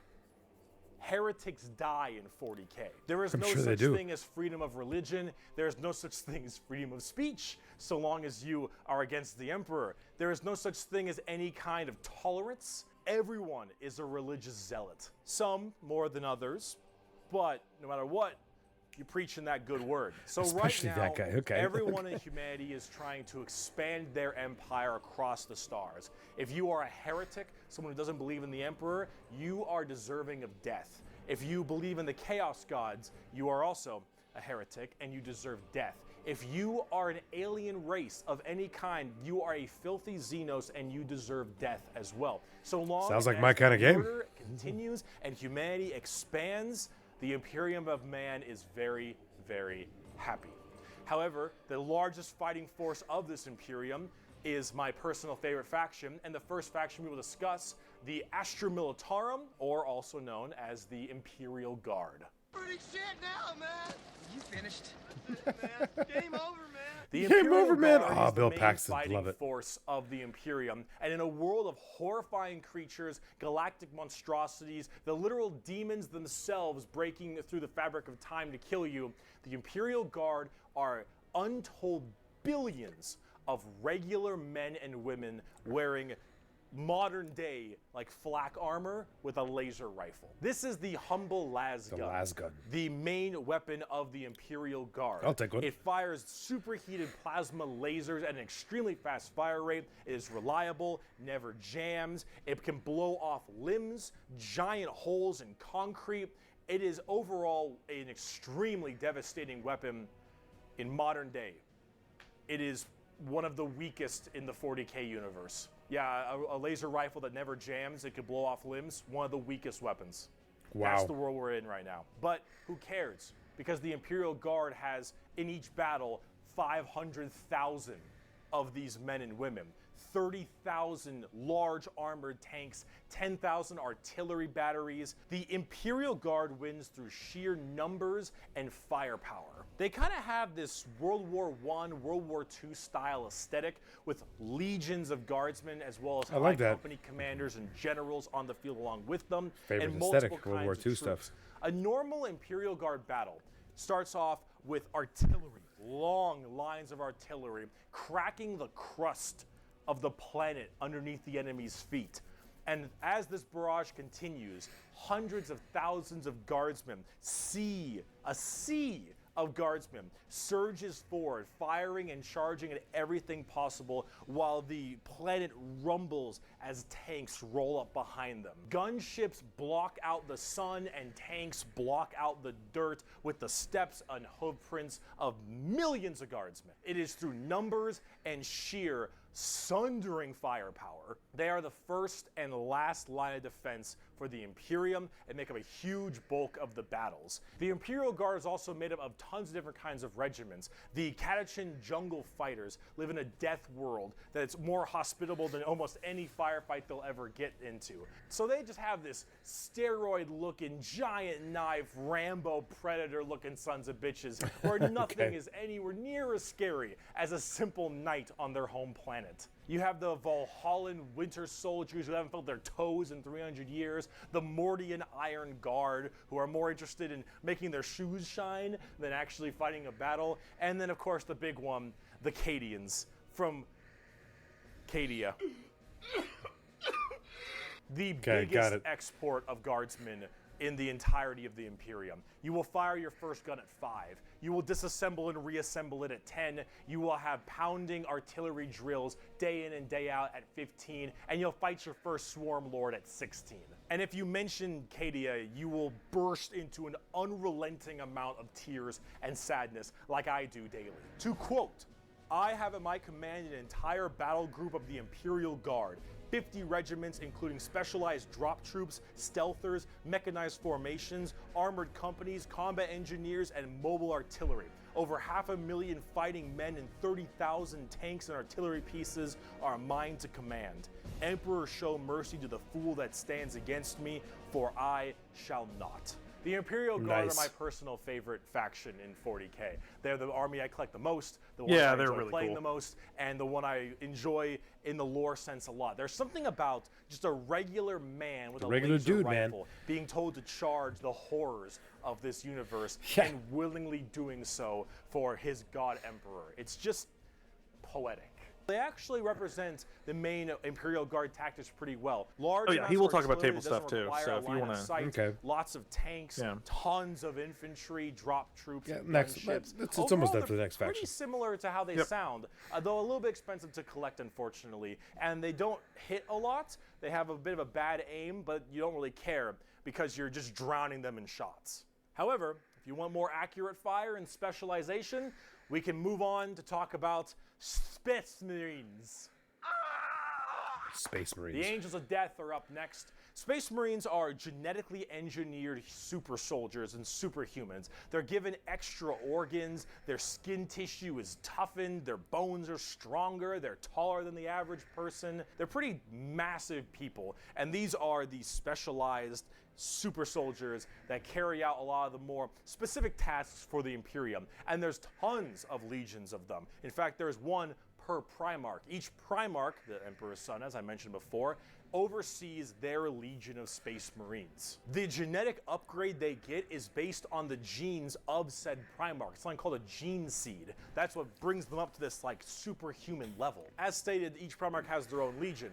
Robot Girly Man has the Ultramarines, Jagatai Khan has the White Scars, Rogel Dorn has the Imperial Fists, Corvus Corax has the Raven Guard, and there's a whole bunch of other side sections that are also extremely interesting and have a little bit more of a twist on the average Space Marines, which we will discuss in a bit. Humorously enough, I don't have a whole lot to say about Space Marines. They're superhumanly fast, and in fact, it's been said that nothing that large should move that quick. These men in power armor moving at blazing fast speeds, their reflexes are faster, their skin is tougher. They are overall just extremely powerful soldiers. In fact, where they differ comes down to which Space Marine Legion we're talking about. For instance, the Ultramarines done by Robot Gilliman are the main blue boys, strong in almost every way, the jack of all trades kind of group that are a little bit too strong, and that's a lore problem, but the White Scars by Jagatai Khan are all about speed freaks, go fast. We're talking attack bikes, we're talking land speeders. You want to go in quick, you want to hit them hard, you want them to be swarming around like buzzflies. Buzzsaws. With the speed of buzzsaws. Fuck you, Pale King. Salamanders love fire. Fire in the forge, fire in battle. Salamanders, I think that'll be my favorite faction. Just so long as something can be burning, that's big. And they're also actually some of the nicest of the Space Marines. A lot of Space Marines have this kind of like holier than thou thing because of their genetic strength. However, the Salamanders tend to put human lives above the lives of themselves, which is actually rather rare. They're also all black, but not like just regular black, like a 2 a.m. line at a White Castle. Black, like they have a charcoal, How did he get away with that? dark, ashy exterior. 2 a.m. light at blazing. Wait. 2 a.m. light at a White Castle black. Shit. No, I can't deal. No.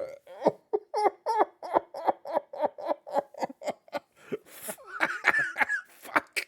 Oh, God. Oh, no, I'm saving that. Oh, shit. You I just clipped some it. flack for that one.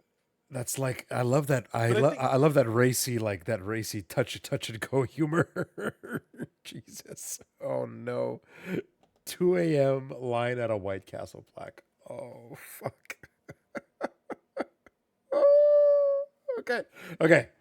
Okay, stop. Okay, salamanders. Okay. Red eyes.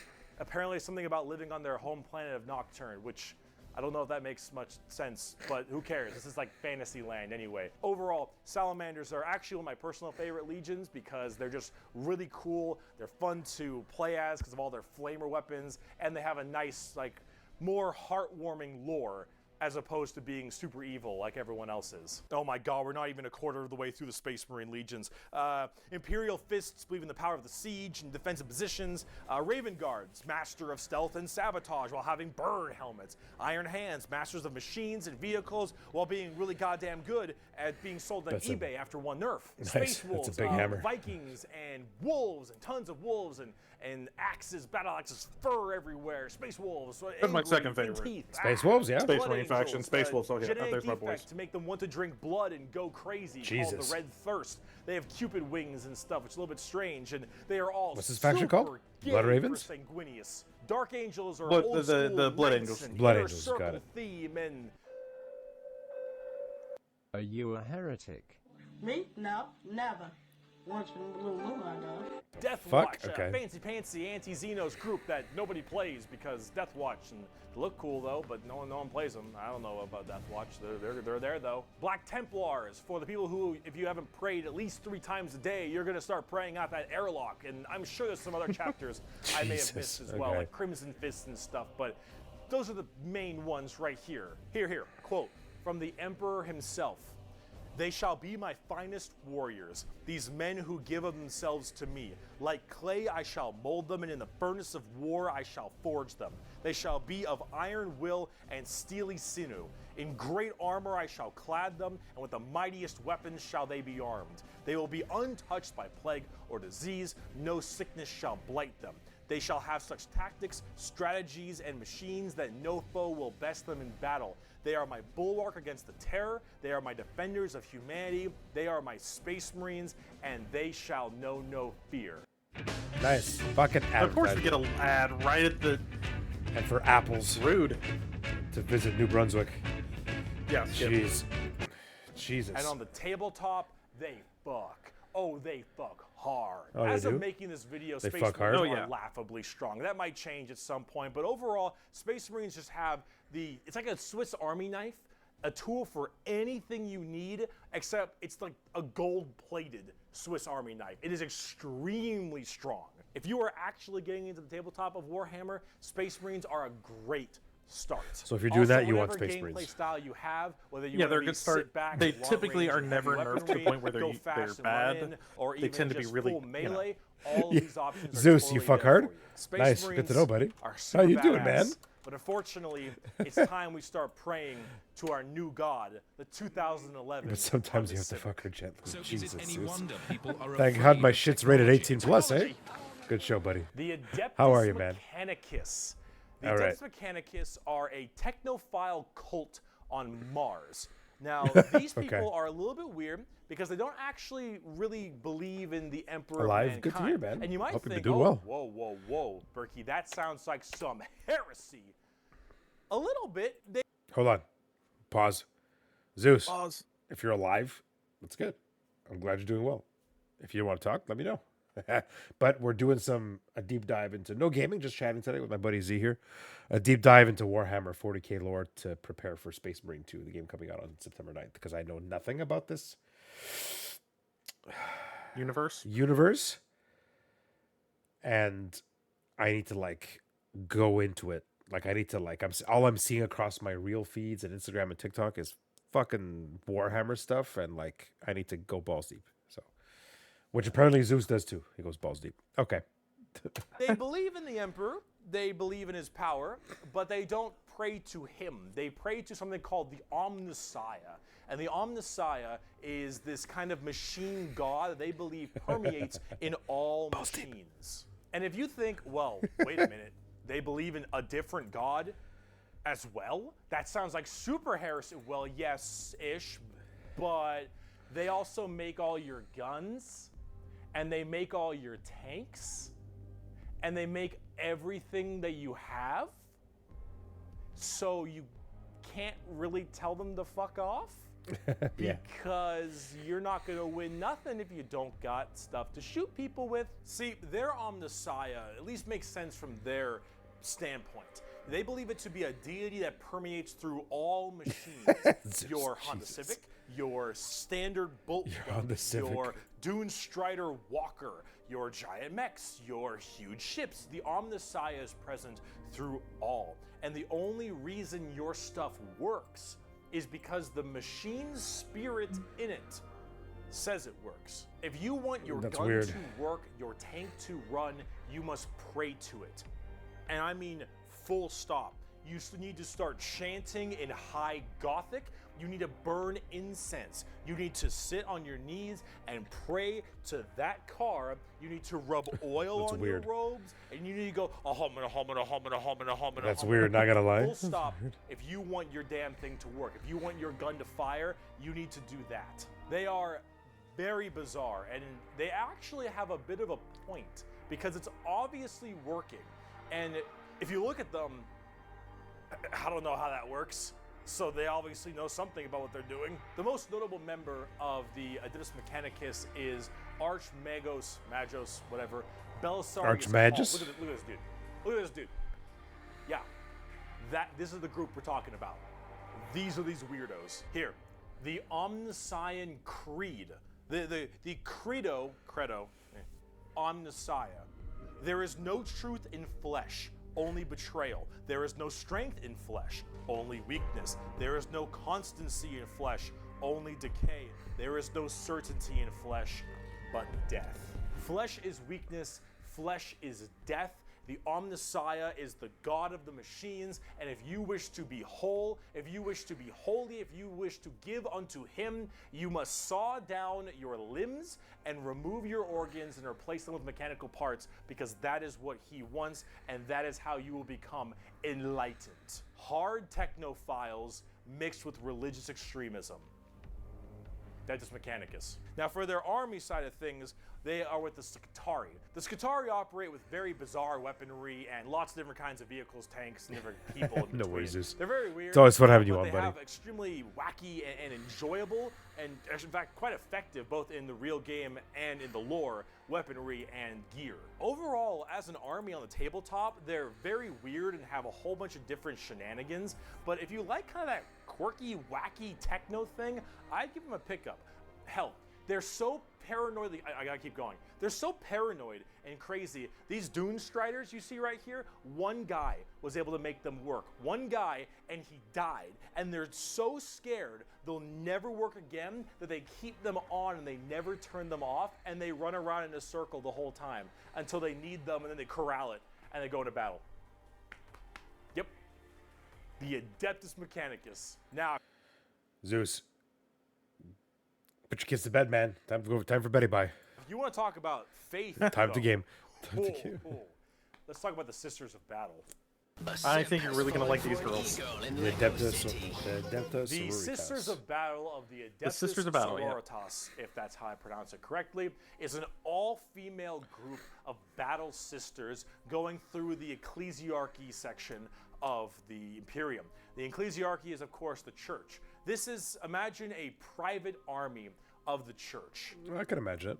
which is scary, and it is. The sisters are an extremely zealotous force, and they take this to a full extreme. They believe in three main things: faith, martyrdom, and fire. Through the bolter, the flamer, and the melta, the Sisters of Battle are extremely potent at taking out chaos and heretics. Mainly heretics, because as they are a fighting section of the ecclesiarchy church, that's the big thing they want to kill. Any form of heretic will face the Emperor's justice through those three main weapons: the bolter, the flamer, and the melta, and they will do so with extreme prejudice. Literally. They are the closest things we have to nuns in space. And I'm talking hardcore nuns. Nuns in space. They carry Okay. holy fire on their backs. They have holy books and sigils all across their armor. Their main battle tank is a fucking pipe organ missile launcher. Jesus. They have Okay. small babies that they have removed their brain capacity to make them little servant cherubs to fly around and give them ammunition and shit. Come again? They That's drop weird. churches from low orbit as mini drop pods onto battles. They drop churches into battles, and they blare war hymns and holy music from their frigates in low atmosphere and shower holy water across the battlefield. These are the people you are dealing with, and they're fucking awesome. They can literally stave off demons on the tabletop because their faith is that strong. Remember the warp, the demons from the warp? Well, the warp also manifests in your mind. All of your emotions, negative and positive, go through the warp. It's the immaterium, the place of all things. So if you are that mentally fortified, that mentally strong, you can stave off horrifying demons. So they are. And The all sisters these are. girls, Yeah, not a they're crack. not a crack in that mental armor. Now, as much as a meme as they are, and as much as their models look a lot like Ongo Gabloglian, yeah, which I can't unsee anymore, I gotta say, I love their design. I think they're extremely cool. They're another army that I'm currently collecting. They just released a whole new line of figures very recently, and they look wonderful. Everything from Celestine, the living, literally undying saint from the triumph of Saint Catherine, which is literally a funeral procession as a model. Those organ tanks I mentioned earlier. This shit is the most over-the-top badassery in a lot of the Warhammer universe, and goddamn it, is it over the top. But Sisters of Battle are so cool. While I'm a guardsman at heart, oh, this is such a cool faction. By Bolter Shell, Flamer Burst, and Melta Blast, the mutant, the heretic, and the traitor alike are cleansed of their sin of existence. So we're gonna skip a few of So these it has Yeah, been yeah. coming up, for 5 because they're smaller millennia, factions. So shall it be until the end of time. And about a stupid mobile game. Okay, I'm gonna tell you how to get the. We're gonna get you an ad block. And I get what? speaking- We're gonna get you an ad block sometime. At some point, yeah. Okay. Next faction, the so- Grey Burning Knights. Demons. Grey Knights. So Grey Knights is a smaller faction. They're Skip. yeah, skip. Okay. They basically Grey Knights, go. Imperial Knights you can skip too, but Grey Knights real quick they're basically Space Marines in super armor that specifically fight demons and demon corruption. Imperial Knights Grey are Knights, okay. Grey Knights. Imperial Knights, if you go back a bit, those guys those are giant mechs. Okay. Massive mechs run by noble families that are like literally like castle-sized mechs. Okay. Run by a They're whole kind bunch of people? the biggest unit. Yeah, they're kind of the biggest units of I thought the biggest units were Titans. them. Those. Okay, they're the Titans, okay. Yeah, they're run by noble houses. Like noble houses run the entire they'll have like the heraldry of the families or whatever who run them. Okay. So it's not like one guy running a Titan. It's a whole like No. it's a bunch of people. Okay. It's a group of people. Yeah. Okay. Then the group after this is also is one of my personal is another one that I really love. So Adeptus we can Custodes? listen to them if you want. Yep. The Custodes. I heard about this because I was watching an interview with every Warhammer 40K player's daddy, Henry Cavill, Yeah. and this is his faction. Yeah. Which I mean, so the Adeptus Custodes, like he'll explain it. You know, let him explain it. Like to explain it? Okay. Yeah. If guardsmen are regular soldiers, Space Marines are super soldiers, Grey Knights are super soldiers, the Adeptus Custodes are super soldiers cubed. Hold on. He said Grey Knights were super soldiers. They're Yeah. more They're- powerful than they're- Space Marines because they're meant to fight off the demons of the war. They're demons. Yeah. They're like handpicked Space Marines who are given like bigger equipment. Okay, and they're specifically made to fight off shit you find Yeah. in the warp. Okay, And the Custodes here are even Adeptus beyond Custodes them. nice. Are the third major army I own. I know, 3 armies. I know, I got carried away, okay? But that's all. I only have 3, okay? They are our final brand of Space Marines, but these ones are super special, okay? If a guardsman is 6 foot, a Space Marine is 7 feet, a custodian is 8 feet. These are the giant defenders of Holy Terra, which is also Earth. Earth is Terra. Themselves. These are the people that literally guard the Emperor's throne room, hence Custodes. These boys protect the Emperor's throne room at all times and are literally like handcrafted people. They're not humans brought up by a gene seer or something. These are all handcrafted super soldiers. Those test tube I soldiers, think got it. from a tube. These behemoth of men are like 8 feet, 8.5 feet tall, and functionally immortal. They stand still, spear in hand, for hundreds of years without the need to sleep and barely even the need to eat, watching over the throne room and every other area of Holy Terra for their entire purpose in life. And oh my lord, are they terrifying. These custodians Are put they? Space Marines Jeez. to shame. Oh, yeah. If you liked your super soldiers, these are your super mega soldiers. One of these men can take on probably 3 Space Marines and most likely win.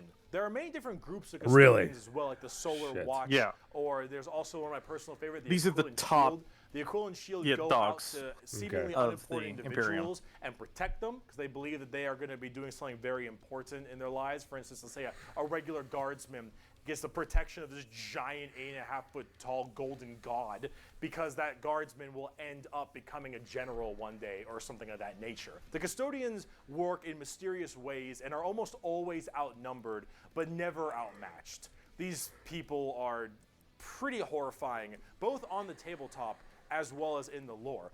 There are very few of them, however, and there's actually an extremely small amount of them, but that's kind of the point. There's only so many of these people that can have war gear this strong, weapons this powerful, and training this good. And the custodians have all 3 of it. For 100 years, I stood my watch amidst the somber shadows of the Sanctum Imperialis. I was still as a statue, but always ready, always attuned to dangers unseen. Days, months, years passed by in a frenzied blur beyond those walls, yet within little moved and nothing changed. For 100 years, I did not 100 but years wait. by standing Yet had still? any Jesus, threat guy's got some appeared, I balls. would have struck it down in a heartbeat. For 100 years, I stood my watch, and as it ends, I can tell you this: patience is a weapon. The custodians are the top dogs of the Imperium, and they hurt just that same way. Though I do want to discuss a Whoop. little bit about this. Hold up. Okay, another small faction. Yeah, no small faction. Yeah, we're gonna skip it. I just want to say hi to a buddy. Red, buddy, thanks for coming in, man. It's been a while, buddy. I'm so glad to see you, man. We're talking about some Warhammer stuff. Hey, man, if you got to pop out, I'm always watching your stuff too. Red here, Z, is a huge Final Fantasy 14 player. Ah, cool. Oh yeah, no, I think we talked to. Yeah, we did. like, yeah, we had a moment. Yeah, we had a moment. He does a lot of endgame stuff. I remember that. Yeah. But Red, buddy, it's good to see you, my dude. Keep doing you. I'll keep watching your stuff. Good to see you, man. Thanks for popping in. Appreciate it. All right. Small factions. What do we got? We got another small faction here. We got. So the Sisters of Silence, real quick, they're basically They don't talk. yeah, they take vows of silence. They work hand in hand with the Custodies, and these girls, like, their minds are messed up Okay, in that they repel the warp. that's weird. Like psychers can't use their magic around them. Nice. Like psychers can't use their powers around them, so they're used as kind of like anti-magic fields. So handy. Okay. battle. I'm gonna skip straight to the Yeah. Assassinorum. Yes, the Assassinorum was broken up into 4 factions. We could probably skip this one too. Okay. Basically, it's 4 different flavors of assassins. They're all really cool though. If you want to watch that one, that's a pretty cool one though. Even though they're a smaller Are faction, they they're are pretty they part cool. of the Imperium? Yes, all the this entire video is about people who are nothing but the Imperium. Okay. Let's skip the Assassinorum. Officio Assassinorum. Is there a reason, sidebar, that the creators use a lot of Latin in naming everything in this universe? Like very Latin like old Latin vibes? It deals with the fact that the religious zealots are running the show. The ecclesiarchy is running everything now. Got it. They kept it very Latin because Latin is such associated with, church and Got it. things. Hey, Red, I get it, buddy. Moving is stressful. I hate moving. Last time I moved was in 2017. I never want to do that again. Hopefully not, but moving stressful, man. It's all good. There's something to get behind. Life happens, but hey, man, thanks for being here. No worries, dude. Assassinorum. Got it. All right, let's see. So yeah, they're 4 flavors of assassins. It's been a long video. We're about to round it out. We got this and one more human thing, and then we're done. The assassins, though, the Officio Assassinorum. Oh boy, these people are deadly. Yeah, they're called assassins. They should be, but Okay, assassins. Got it. these people will mess you up.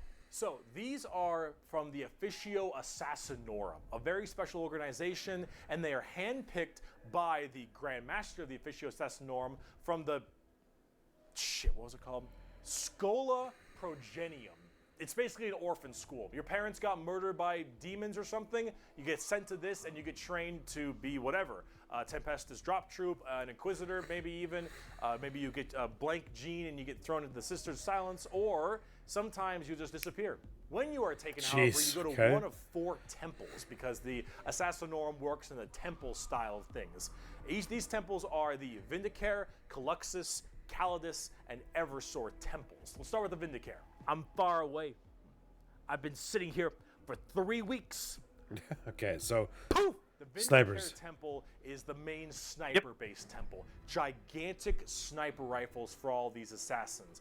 Their whole point is to be able to be in a spot and sit there, eye and scope, for weeks, waiting for their perfect target, taking people out from literal miles away after extremely long time periods.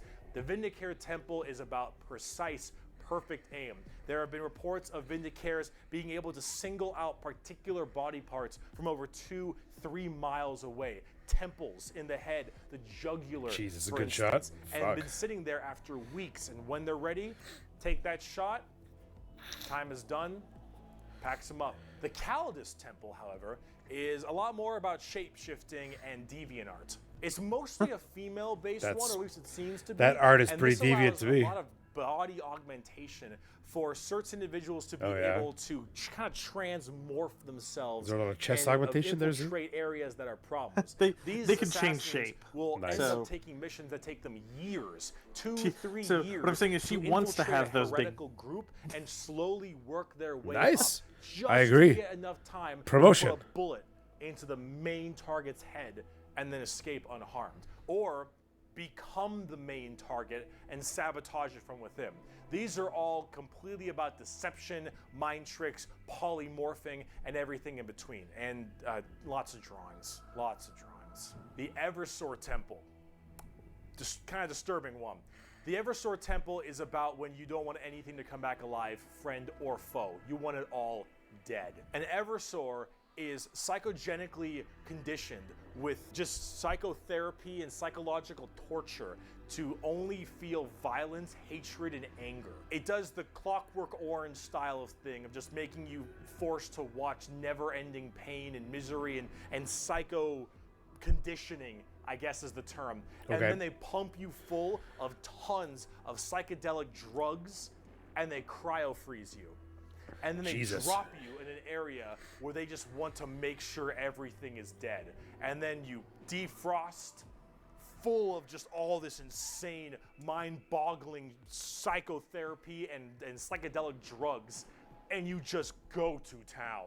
Yeah, if you don't care if anyone comes back alive. You're like, all right, lost cause, send them in. Finally, there's the most bizarre temple, the Caluxus Temple. The Caluxus assassins are feared even among the other temples. So that blank gene, the people will go to the Caluxus Temple with this as well. And this is where they can harness that to be massively anti-psyker or even just anti-regular people. They are seen with extreme fear and distrust among many, many people. Okay, they're They are anti-psyker? described by Okay. the Eldar Yeah. by quote as being pure evil. Imagine that uncomfortable feeling from that blank gene I mentioned, and then imagine them being taught and given equipment to amplify it by 100. If normally regular people feel uncomfortable, now they are basically akin to being a siren wailing directly in your ear. And if you're a psyker, oh no. The sheer presence of a Caluxus assassin is enough for you to tear your skin off. You will rather gouge your eyes out and rip your nails off than even being near this person. The Caluxus assassin is when you want psychers to literally lose their minds, and they will go on their knees and ask you to gun them down because it is a suitable choice over being anywhere near you. The motto of that temple is, "That which is unknown and unseen commands the greatest fear." Now, for the tabletop, assassins aren't that special. You can call them in no matter what. Go ahead and skip the Imperium tabletop faction talk, you are, and let's go ahead and head to the they last do a lot faction of of work this for video. themselves, but at the same Inquisition. On the subject of heresy. Inquisition. Oh, boy. Heresy. Oh boy. time, where do I even begin with the Inquisition? Take every secret police you can think of. the KGB, the Gestapo, the CIA, Image is FBI, not any of found. these kinds of people. And then Okay, I get it. I get the mark quip. it up by about 10 and give them the most power in the entire Imperium. No, Really? You know what? Yep. How about this? This right here, it's not just a quote. This is the imperial motto, the motto of the Inquisition. I apologize for my bad pronunciation. Innocentia nihil probat. Innocence proves nothing. Jesus. The most powerful organization in the Imperium, the secret police, their number one motto is innocence proves nothing. That's a little bit dark. The Inquisition goes around like the secret police or like Little bit? detectives to find issues in the Imperium. And they A have lot. different ordos A lot. depending on which one we're talking about. The Ordo Hereticus, the Ordo Xenos, the Ordo Malleus, for instance, and a whole bunch of other ones. Hereticus is obvious, they deal with heretics. Xenos tries to find alien threats, and Malleus is demons. They all have different specializations in what they're trying to go for as this Inquisitor. And that's what they're called, Inquisitors. Each of them, as an Inquisitor, has their own free reign to do as they wish. They may have a ship and a crew, and they go out to find problems and interrogate people a lot. They are above the law in every department over Space Marines. Now, the Space Marines might argue against them and stuff, and there might be a lot of blowback, but technically they are above them as Inquisitors. They are looking to investigate and figure out coups and cults and demonic incursions and possible Xenos issues like gene stealers or a new threat coming into an area. They're about learning that stuff and actually doing detective work. And memes aside, they're pretty good at it. The Inquisition having all of this power does make them a little bit power hungry and frantic sometimes. Of course they do. And yes, it is still a bad thing, but most of them are pretty good at their job. And they spend a lot of time being very diligent to make sure that all of these leads they follow are proper and correct. They're basically space detectives with just enormous power and sometimes a bit of a power complex. like a Star And we Wars haven't music in even the background talked there. about Exterminatus Yeah. yet. Exterminatus. Oh, yep. Exterminatus is deeming a planet unfit to be saved. I deem that this planet is demon infested. Okay, then they glass taking it. back will cost too many resources and is not worth it. I have now committed Exterminatus on this planet. Oh, boy. I will now sign the death warrant of an entire Imperium planet as it is unfit to take and better to be destroyed than allow the enemy to hold it. This can mean saturation bombardment. This can mean cracking the planet's core and breaking it apart. Doesn't matter. Render this planet inhospitable to all life. Yes, the innocence proves nothing people are the only people who can choose this planet must die in its entirety. Yeah, you're playing the villain.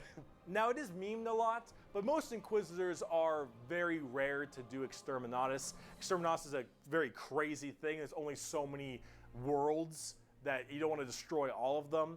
Now, naturally, with the memes aside, there are some people who are a little bit rough on this one. But most Inquisitors generally don't like to do Exterminatus a ton, but it is an option they have. And it's a crazy option when you think about it. Secret Police Inquisition are unfortunately not represented on the tabletop very much. You generally kind of put one in your army if you feel like it. You have a couple special options there and some side content, but they're not really fleshed out very well, and personally they need a lot more stuff put in there, and they really need a lot more effort put into them, and they're not quite where I want them to be. Overall, the Inquisition makes for a lot of the best storytelling as well, because it's a little bit hard to talk about a big story of a whole bunch of space marines killing something. Most of the, right? a lot Just of the big books battle are story. from an Inquisitor's point of view. Oh yeah. Other Okay. than, like the Horse Heresy being about the Primarchs and stuff. Most of the more ones closer to the current age of Warhammer, it's these guys. Right? Okay, makes sense. So that's all of the human factions, except for the Chaos Warrior. But that's the Chaos Space Marines. Right. Okay. Gotcha.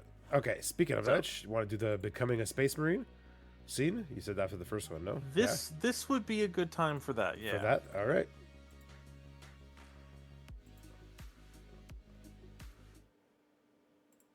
And video plays after the second thing. I'll just turn that off. I'll turn this on. Oh, Jesus. Red Lobster. I have a Red Lobster in my town. It's nothing to sneeze at. I don't really like it. Never been a huge fan of theirs. Nah. All right. Not a big fan of lobster. All right. So this is the genetically enhanced human, right? Like Yes, he's already this is been genetically enhanced. He's already been test tubed. He survived the process of getting the genes implanted into him, and thus he is now given his armor and weapons. Got it. So for this, they take a regular human? They take a regular person and train them up and hope they are strong enough. And about a 1 in 100 of the people they train become a space marine. Or 1 in 1,000. What happens to the rest? They die? They're dead. They die in the process of the surgery and this and stuff.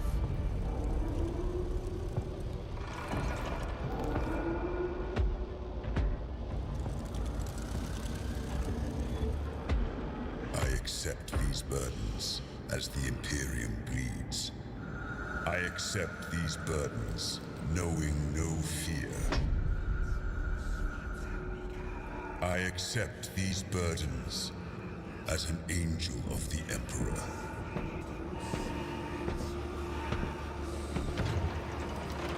Oh, Identitas Mechanicus. I sheathe my form in this second skin.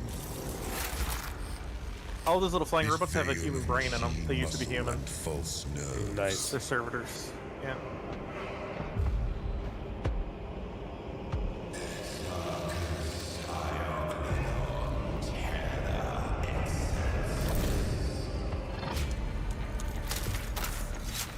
I stand firm against the alien, the mutant, the heretic. I grant no mercy. I give no ground.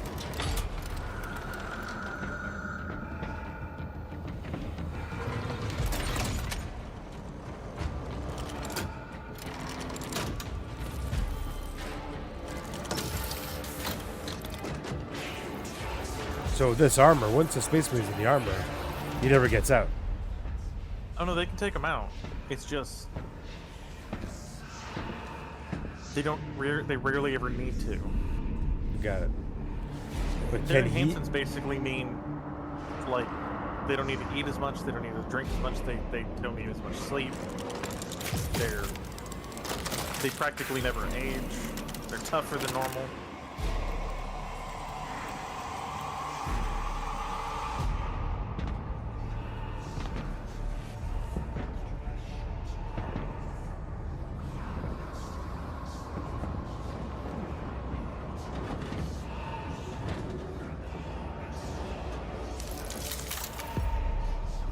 With humility I bear the Imperialis.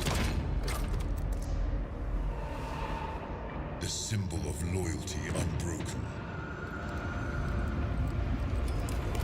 Okay. Oh, a jetpack. I guess. With reverence I receive actuation. Awakening the armored spirit.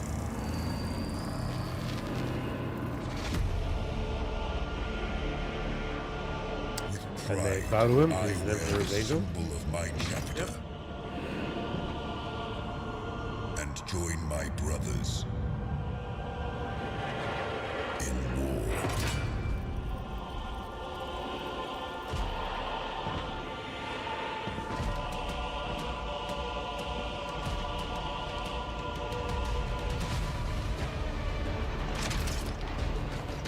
Oh yeah. And a magazine, obviously.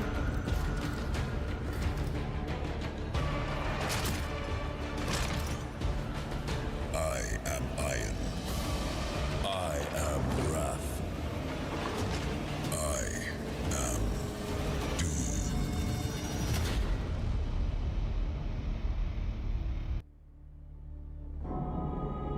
Damn. So What's this? Wait.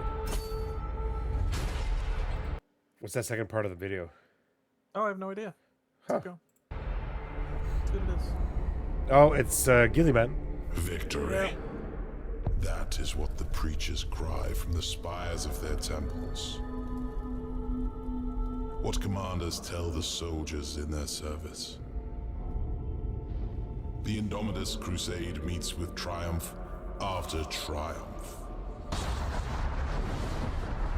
Day by day we tear Imperium Nihilus from the Despoiler's grip.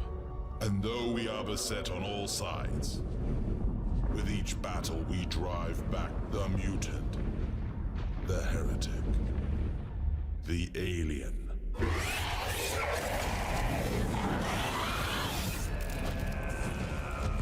Jeez. As I speak these words, our forces engage the remnants of Leviathan.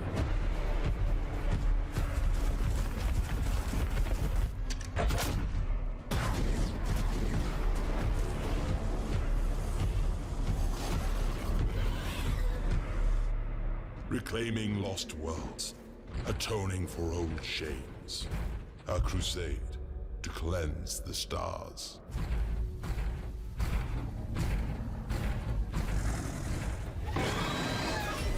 Taking the fight to the enemy.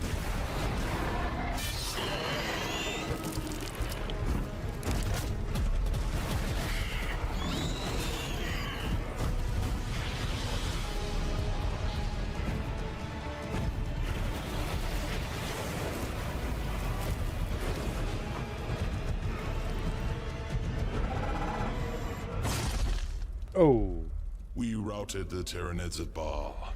We broke their high fleet. Soon, their foulness will be but a memory. That is what the preachers say.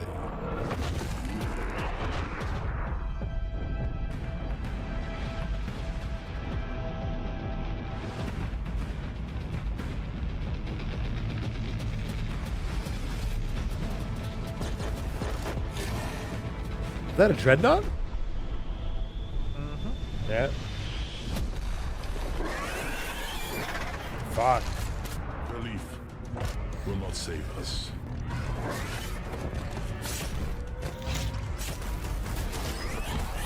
Lies will not protect us.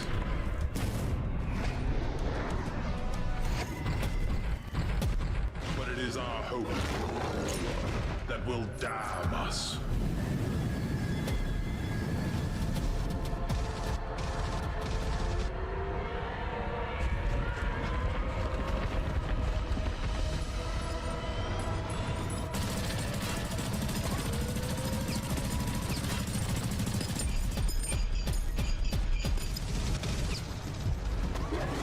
Sick.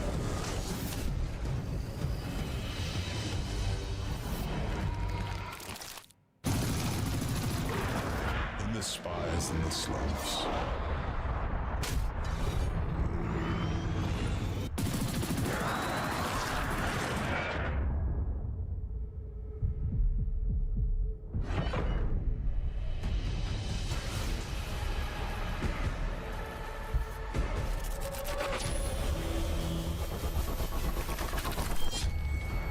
Our people sing of victory. Victory as the galaxy burns. Victory as the Imperium rots around us. Victory as humanity rages against the dying of the light.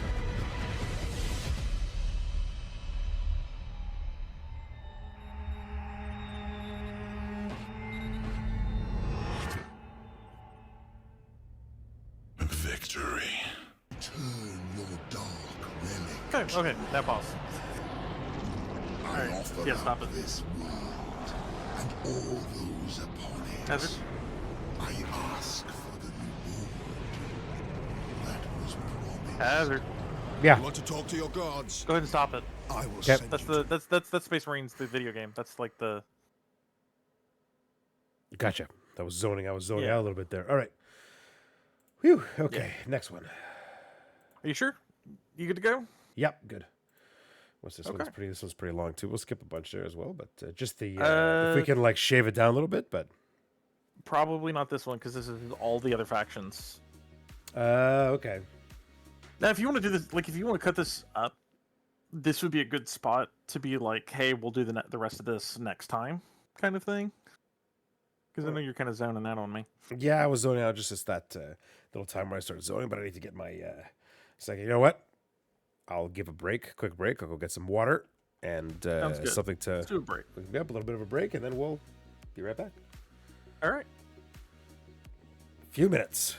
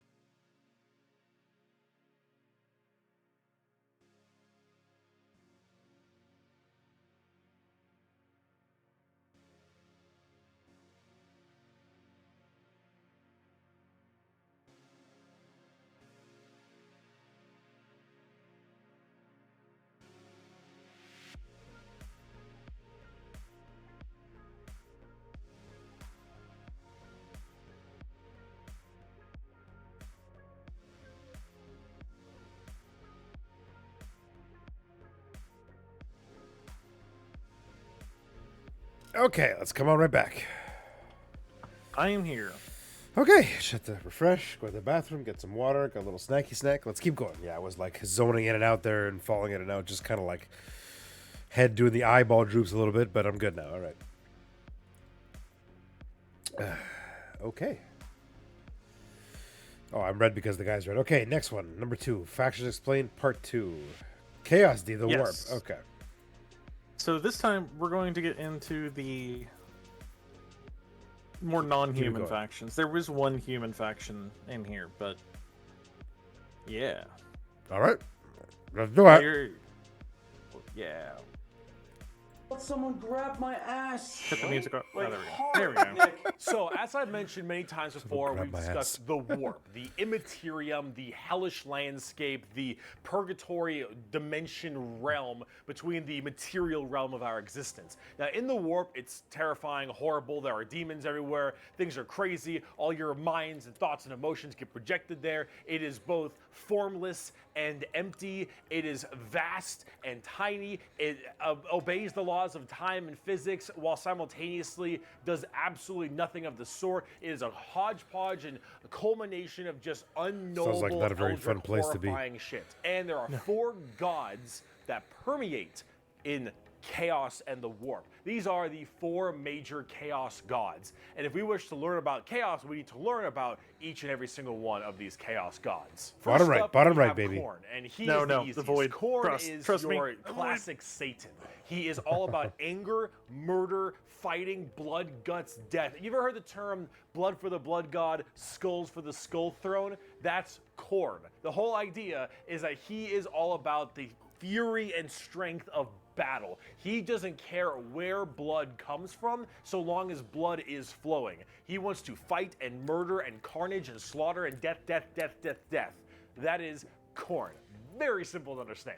Next up, So, you have in a nutshell. Tzeentch, and Tzeentch is the god of change. However, the god of change, it's permeates in so many different other ways. He's the most eldritch of all the demon gods. He has this weird way to always be plucking at the strings of the universe. He's always conniving and scheming and doing his best to cause as much little bullshit as he can. Tzeentch is unknowable. Everything that makes sense, he will and won't do. Every future and setting and every type of destiny or fate is all foretold and also changeable. It is set in stone while also completely random. He knows what everything is going to happen and also that none of it's going to happen. You would ask Tzeentch a question. This guy's that weird. question leads to 3 more questions, and those questions lead to the heat death of the universe, which asks 4 answers to those questions. And then he thinks to himself, what are questions even really? And are you even asking the questions, or are you simply giving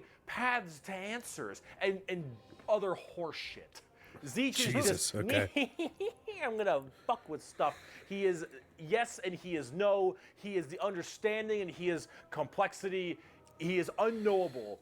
And that's what the God of Change is about. Very bizarre. And he likes birds a lot. I don't know why. Next up, we got Papa Nurgle.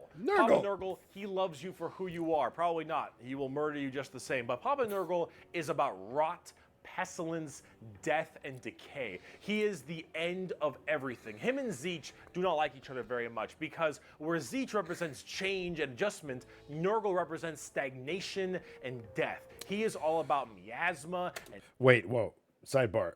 Did they, Yeah. the guy who wrote the Chaos Gods, did he take inspiration from the 4 Horsemen of the Apocalypse by chance? No, No? not really. No? Okay. Kind of sounds like No, it. not The first guy wore, you know, the second guy This smelled guy's like this guy's pestilence. pestilence. Yeah, like I was just, I don't know, random thought. Anyways. Moving on. pestilence and large bloat and pus and organs and people just being sedentary, sloth. He is the idea that everything will rot and decay and die. Nothing is certain besides decay and death. All of us will end up the same way, and broken down through just sheer Ew. never-ending decomposition. Oh, yeah, no, So I the joke hate- that I hate Nurgle looking at always Nurgle loves stuff. you is generally because of that, because we all end up the same. We all rot and we all Kinda die gross. and wither. That's Nurgle, Yeah. and he's got a general theme of course, pestilence and different kinds of diseases and sickness and things of that nature. That's generally Nurgle. He's pretty easy to understand as well, and he chunk. Finally, we have chunk. the youngest of the Chaos Gods, and that is Slanesh, also known as the Prince of Pleasure or the God of Unspeakable Excess. Slanesh I like is it. generally referred to. I like how he with blacked out sex, that. but Yeah. it's not only sex. It's just that's a good avenue if you want to make stuff. Slanesh is just the idea of the senses of the body being cranked to not just 11, but more like 17. See, we'll discuss Slanesh a little bit more when we talk about the Eldar because they done fucked up. But Okay. he This caused Ah! more arguments than any product all right. we've 3 ever seconds. made. I hate your Last ads. year, I hate your we ads. launched the We're- first We need to get an ad block. or Yeah. whatever is mainly about just the excess of emotions, and therefore sex is Oh, generally that's a large nice. part of it. However, it's mostly pain and torture. Lots of pain, So torture, but she's sometimes succubus? sexually related or drug related. Lots of drugs. Lots So, of yeah. drugs. So She Slanesh gets will make off you- on everything. Yeah, they- Extremes in happiness, Extremes, yeah. in sadness, extremes in pain and sadism and masochism, and of course that goes along with the sex part of it as well. It's generally referred to with sex because of the color scheme, very purple, lots of exposed genitalia. A lot of their models have like exposed nipples and stuff, and that is generally the theme you go for from a physical side, but it really embodies everything, mainly pain and also the excessive amounts of emotion. So when it comes down to it, Okay. you'll find a lot of them have things like spikes or whips or any kind of Multiple BDSM tits. style gear because it is unspeakable excess, the Prince of Pleasure, everything in excess to the point where it is just sheer frightening. That is Slanesh in a nutshell. A little bit bizarre and a little hard to describe sometimes, but as we talk more about the Dark Eldar later in this video, you'll understand it far, far better and far more than you'd want to. Now you might be Yeah, thinking, nice. why would anyone ever want to join Chaos? They all look horrifying, screwed up, and just frightening things, right? Well, the thing is that, of course, one, your mind is put into the warp and the materium, so you can be easily swayed by chaos demons when they get into your head, especially if you're a psyker. Sometimes regiments of the less mentally strong people, whether they be civilians or, say, low-level guardsmen or conscripts, can be easily swayed by this and become chaos cultists and stuff, and they serve their dark gods and whatever god they personally refer. Okay. However, and this might seem strange, chaos in their own right isn't necessarily evil. See, the warp is every manifestation of emotion and being, every soul, everything of existence. This includes all the good things. All the different chaos gods have another side to their coin. Khorne might be death, murder, slaughter, slaughter, but he's also got this weird sense of survival of the fittest, trial by combat, and honor. Khorne will never lie to you. Khorne will never stab you in the back. Khorne isn't about conniving and scheming. Khorne is about straight up mano-y-mano, you versus me, get in the ring, we're gonna murder each other hard right now. It may not be a good thing at the end of the day, but it is that other side of the coin. Him and Zeech generally don't get along because Zeech is that conniving schemer, but he's also about the idea of hope. Where there is change for your predicament. There is change for your problem. The hope of the galaxy, the ability to bend the world to your will, the idea that your fate is not set in stone, but in reality that you control your own destiny and can control it whenever you want, the changer of ways. That is Zeech. And of course, Zeech and Nurgle hate each other because while Nurgle does represent stagnation, death, and decay, he also represents finality.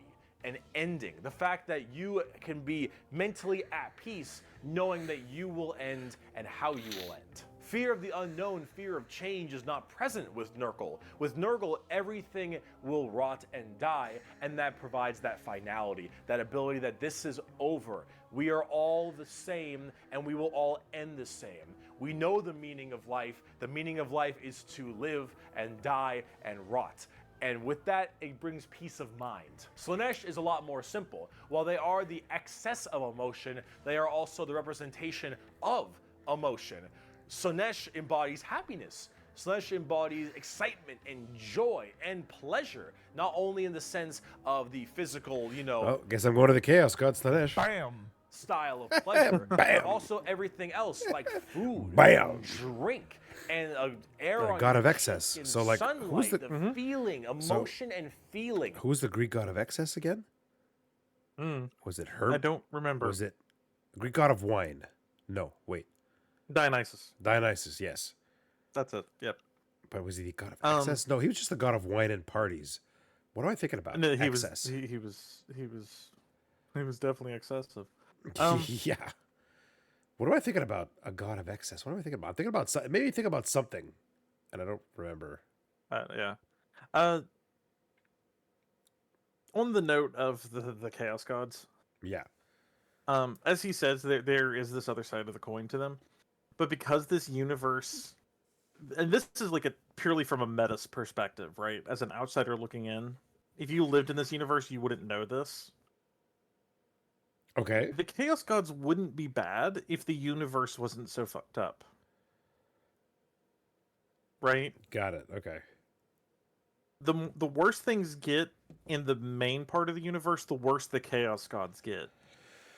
Right, because they just embody the physical, the aspects of what's going on around them, right? So okay. Exactly. So this other coin of them is getting this other side of the coin is there, but it's weakened because of this. So you don't see. So You don't see the necessarily less chaotic bullshit. right. You don't see the unevil side because everything has gone to hell in this universe, and that's a really interesting idea. Is that yeah, the chaos gods aren't actually like there's no good guy in this, but there's also like no like super bad guy in this either, right? Like even the chaos gods have redeeming qualities. It's just that everything's so messed up that they have become so messed up. Jesus, that's a pleasant. And no, thought. I would avoid worshipping Slanesh like the fucking plague. That's all right. I like excess titties, all that No, stuff. no. All of that is you would also not. represented with Slanesh. Trust me. So We'll Probably get get to to ask, the- why are they always represented as super evil? I guess we'll get skulls there. And spikes on everything and want to murder everybody. I don't really got an answer for you on that one. My assumption is that because mentally humans may think worse thoughts, even if we don't act on them, and therefore they're projected in the warp more. That one's a little bit weird. I don't know. This is me spitballing right now, but I don't know. You need a super bad guy. Hey, You already Zobina, got the thanks for Imperium the of follow, Man. buddy. You need somebody to be a little bit worse than them. So you got demons. Honestly, who cares? I just want to buy like a bird magician. Look at him. Hope you're doing So well, cool. bud. So combining all this together on the tabletop, Chaos Demons are generally very melee based. They run in, go really hard. You have lots of summoning and conjuring, tons of spells. Generally a little bit frail, but they have special saves to make them a little bit stronger. You've got giant demons and smaller demons. You got hordes of little boys and Okay, tons so of there's a big whole guys. set Demons set are pieces as that they seem. pertain to Demons. these. Yeah, Nurgle for is each slow. demon type, yeah. Khorne is super scary Personally, in melee. Siege You've is got my Zeech, favorite. who are far more into psychers and spellcasting, and then Slanesh, who is all melee, really, really, really fast but squishy, but in lots of hordes of tons of melee and pain damage, of course. So overall, the demons are a huge part of 40k and What's a up, Beavis? massive Spot 'em, threat Jimmy, to baby. Thanks a lot almost for coming in. every single Hope you're doing faction, well. with the exception Talking of a about couple. Warhammer However, 40K stuff. The big part about demons is also transferred into the other 9 Primarchs we didn't talk about, which are the Chaos Space Marines. Oh, here we go. Hey, thanks. Introducing for the the hide biddies. and Oh my seek god. from Elrond. A It's all right. Now we're going to the Chaos. Yeah, Chaos Space Marine. traditional wallet on the Yeah. It's all good. It's all good. And all of his boys.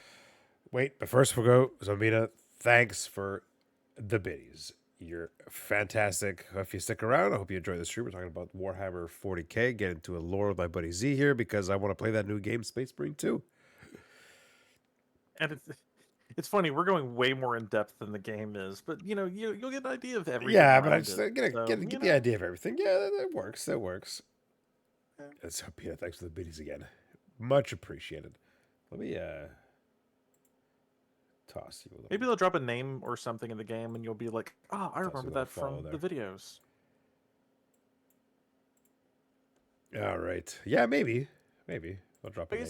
All Let's of them see. in the Primarchs, they have all also become Chaos Boys, and they all have their own special Chaos Legions, specializing in so many different things, just like the Adeptus Astartes, the Angels of Death, the regular Space Marines. Chaos Space Marines aren't a whole lot different than the regular Space Marines. They have the same armor, generally the same training and toughness. They just specialize in different kinds of things. And also a lot of the Primarchs have ascended into is it greater demons? They're demon Primarchs at this point. Gigantic, horrifying man-demon hybrids that are pretty awesome, if I'm going to be honest. They look really, really cool. But them and their associated legions they are a part of are all kind of going out there and causing a large ruckus for everyone else. Considering the raw strength and firepower of a legion of Space Marines, imagine that entire legion just converting to chaos and immediately fighting you. It's generally pretty horrifying. There's a lot of them, so I gotta write them down, but you've got the Emperor's Children with Primarch Fulgrim, loyal to Slanesh. That's what you meant by that. These people, they are some messed up people. They're just sensory overload. Jesus. Tons of drugs, tons of torture. And I think Fulgrim is a demon Primarch right now. Yes, and that's actually figured him now. I Yeah. am terrified to see Jesus. what that man looks like. Yes, At least the on the Primarchs tabletop, who join because Chaos the Emperor's all turn into Children are demons. not My good lord. people. You've got the Iron Warriors, which are kind of like opposite of the Imperial Fists, with Primarch Perturabo, I believe is his name. They're Chaos Undivided. They just kind of serve Chaos in a general aspect instead of choosing one of the four. But the Iron Warriors are big on the siege and fortification, and they're basically entirely against the Imperial Fists and are a major rival. Perturabo, I believe, is also still alive, and I'm also very interested to see what he looks like, because Demon Primarchs are badass. You've got the Night Lords with Primarch Conrad Kurz. Conrad Kurz is dead, which is good because he's a sick fuck. Oh, yeah? But the Night Lords are just Sick terror, fuck. terrorizing he evil is. and terrorism. Oh, yeah. They're generally So about being at the fear Iron Wars and dope. You know a lot about probably so. Warhammer. You've I'm got trying the to get World into this now. Eaters with I'm Primarch heavily Angron, invested right still now. alive, also excited to see. World Eaters? Angron. Jesus. If you think you've known an angry person, Angron is the angriest son of a bitch you will ever know. Angron removed parts of his brain that didn't make him angry, so he could be angrier. Jesus, okay. Angron. Fucker's mad. You've got the Death Guard with Primarch Mortarion. They actually have their own special codex and their own major army on the tabletop. Mortarion himself is actually Yeah, one of the dude, models. look at that model. And look at him. Fuck. Look I at want one him. of the. I want It's his so model. That thing cool is looking. sick. Of course, Nurgle based, obviously. So very That's slow, but retarded. very tanky. You've got the Word Bearers with Primarch Lorgar. Word Bearers? Lorgar is, I believe, still alive. I don't know what's up with him at the current moment, but the Word Bearers are generally the people who caused all the major problems in the beginning. At least I blame them for it. They're little assholes. You got the Black Legion with Primarch Horus. Okay. Nerd. You've got the Alpha Legion with Okay. Primarch Alfarius Omegon. Chaos, I think. And then finally, you've got the Thousand Sons with Primarch Magnus the Nerd. The Thousand Sons also have their own book, just like the Death Guard. Magnus is also a tabletop model. He looks super cool, as you can tell, and they're all super heavily psyker and kind of Egyptian. Oh, they're themed. all They look psychers? pretty Okay. neat. But Yeah, overall, I love with Magnus the all Red. of The these Thousand Chaos Sons Space might probably Marine my favorite factions, Chaos You can Astartes. play as a Chaos lot Astartes? of different ones, but the main Yeah, ones that Thousand you can Sons. really work at are standard Space Marines, Chaos Space Marines, as well as the Death Guard and Thousand Sons, as they are the most fleshed out, especially on the tabletop at least. See this right here? This is a really good way to describe the Chaos Space Marines. What the thick-headed fools with their broken corpse of an emperor fail to understand is that not only can they never defeat us, Okay, this but is they them cannot talking about the hide emperor's or people. flee or shield themselves from the triumph of chaos. They are finite and we are unbound, undivided. They must not err, or they shall fall to heresy. All who fall join our cause. Of course, Every okay. imperial fool who dares to open his eyes is a willing recruit. They strive merely to hold back our fury and might, and it consumes them. Thus, you can see chaos is inevitable. We lurk not only beyond their grasp and at their gates, we lurk within the darkness of their souls, on the tip of their tongues, in their tortured dreams. We are them, but freed from the shackles of ignorance. We are them, grown strong, evolved. We are them, but so much more. As hardcore as that quote is, the saddest part is they're mostly right. Chaos is basically unkillable.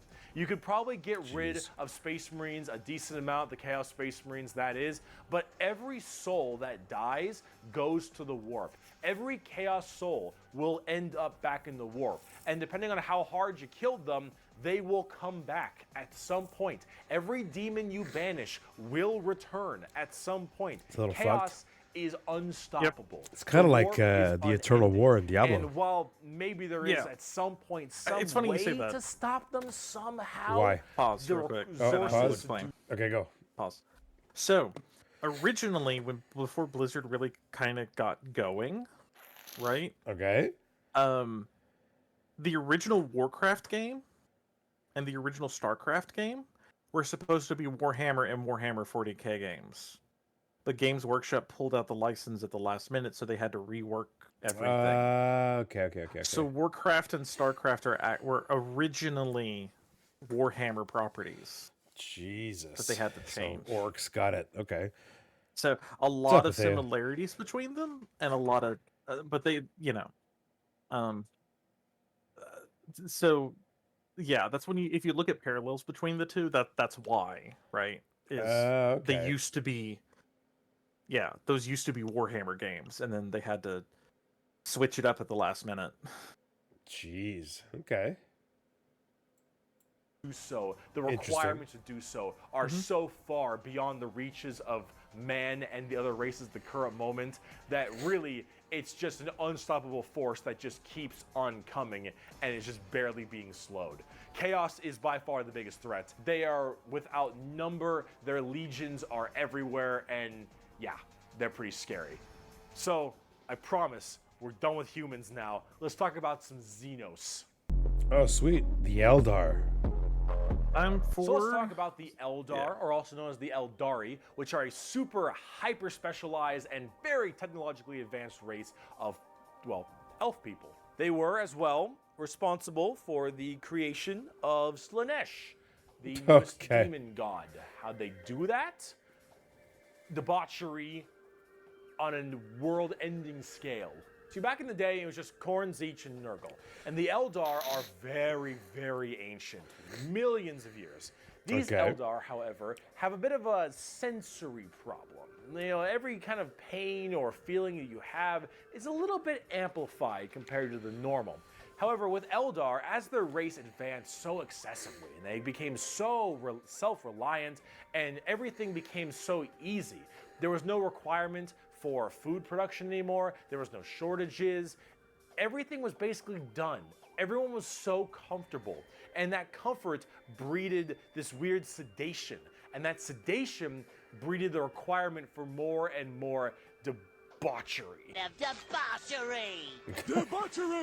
Debauchery! When everything you have can be so easily acquired, you will end up down this road of pure debauchery. All of the senses the Eldar had that were so powerful, things like feeling, happiness, sadness, and just evil and good, all needed to be satisfied and satiated. And the desire to satiate these senses grew more and more with worse and worse debauchery. It started off with things like sex and drugs becoming so much more rampant because these are the first things you generally turn to when requirements for living are so easily accessible. It would get to the point that made Sander Cohen in BioShock look sane. All right, this is the kind of debauchery it led to. It was constantly satisfying and satiating these sexual and sadistic or masochistic fantasies that only elevated, and this was species-wide. People started going down darker, more depraved, and more violent paths as time went on. However, some people didn't entirely take to that. Some of the Eldar were looking at this depraved species that they had become and said, no thanks for me, dog, I'm good. And they bailed. These are the Craft World Eldar.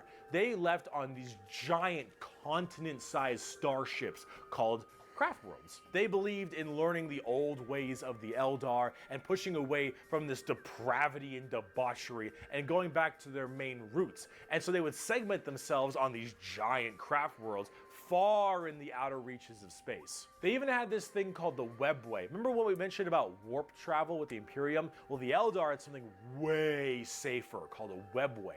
And the Eldar Webway is actually a pocket dimension kind of thing. And in that pocket dimension, there were also more horrible, depraved groups and clans that would spend their time in there. And if you imagine the debauchery was bad already, these were debauchery X10.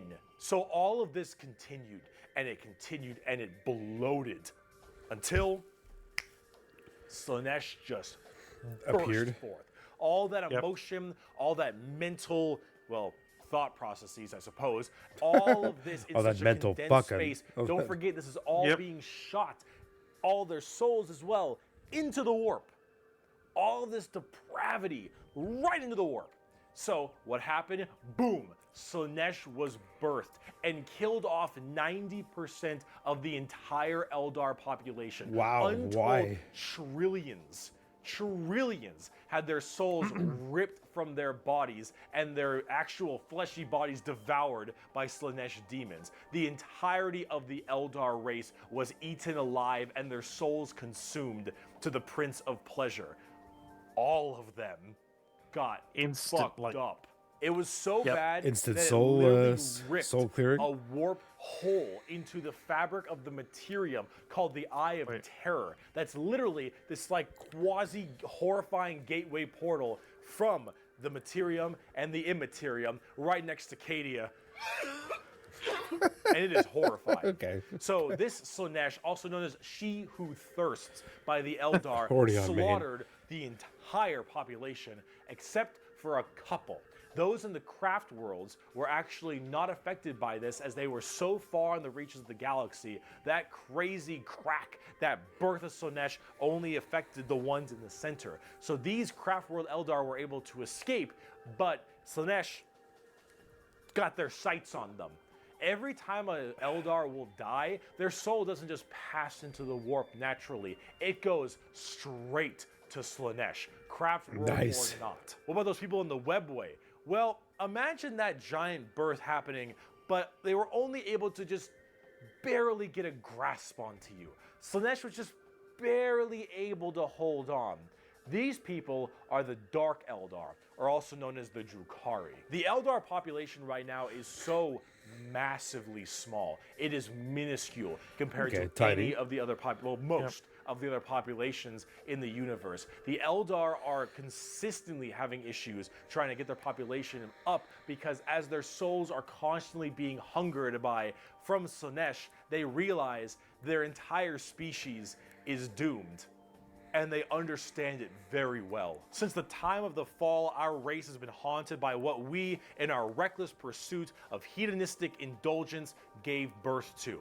Though our dreams once overturned worlds and quenched suns, we are now but fitful shadows clinging to the edge of existence. All the stars in the sky cannot blot out the hateful glare of the red moon's eye. The birthing place of the great enemy pulses with all the malice of a demon that is dreaming, casting its shadow over all we have ever done and all we ever shall. Every twisted strand of fate and casting of the runes leads me to this time, to this place, and it is clear that the final battle awaits me at the ancient Crone worlds, a conflict the likes of which has not been seen since the Monkai warred amongst themselves and their corpse of a seer fell to his traitorous son.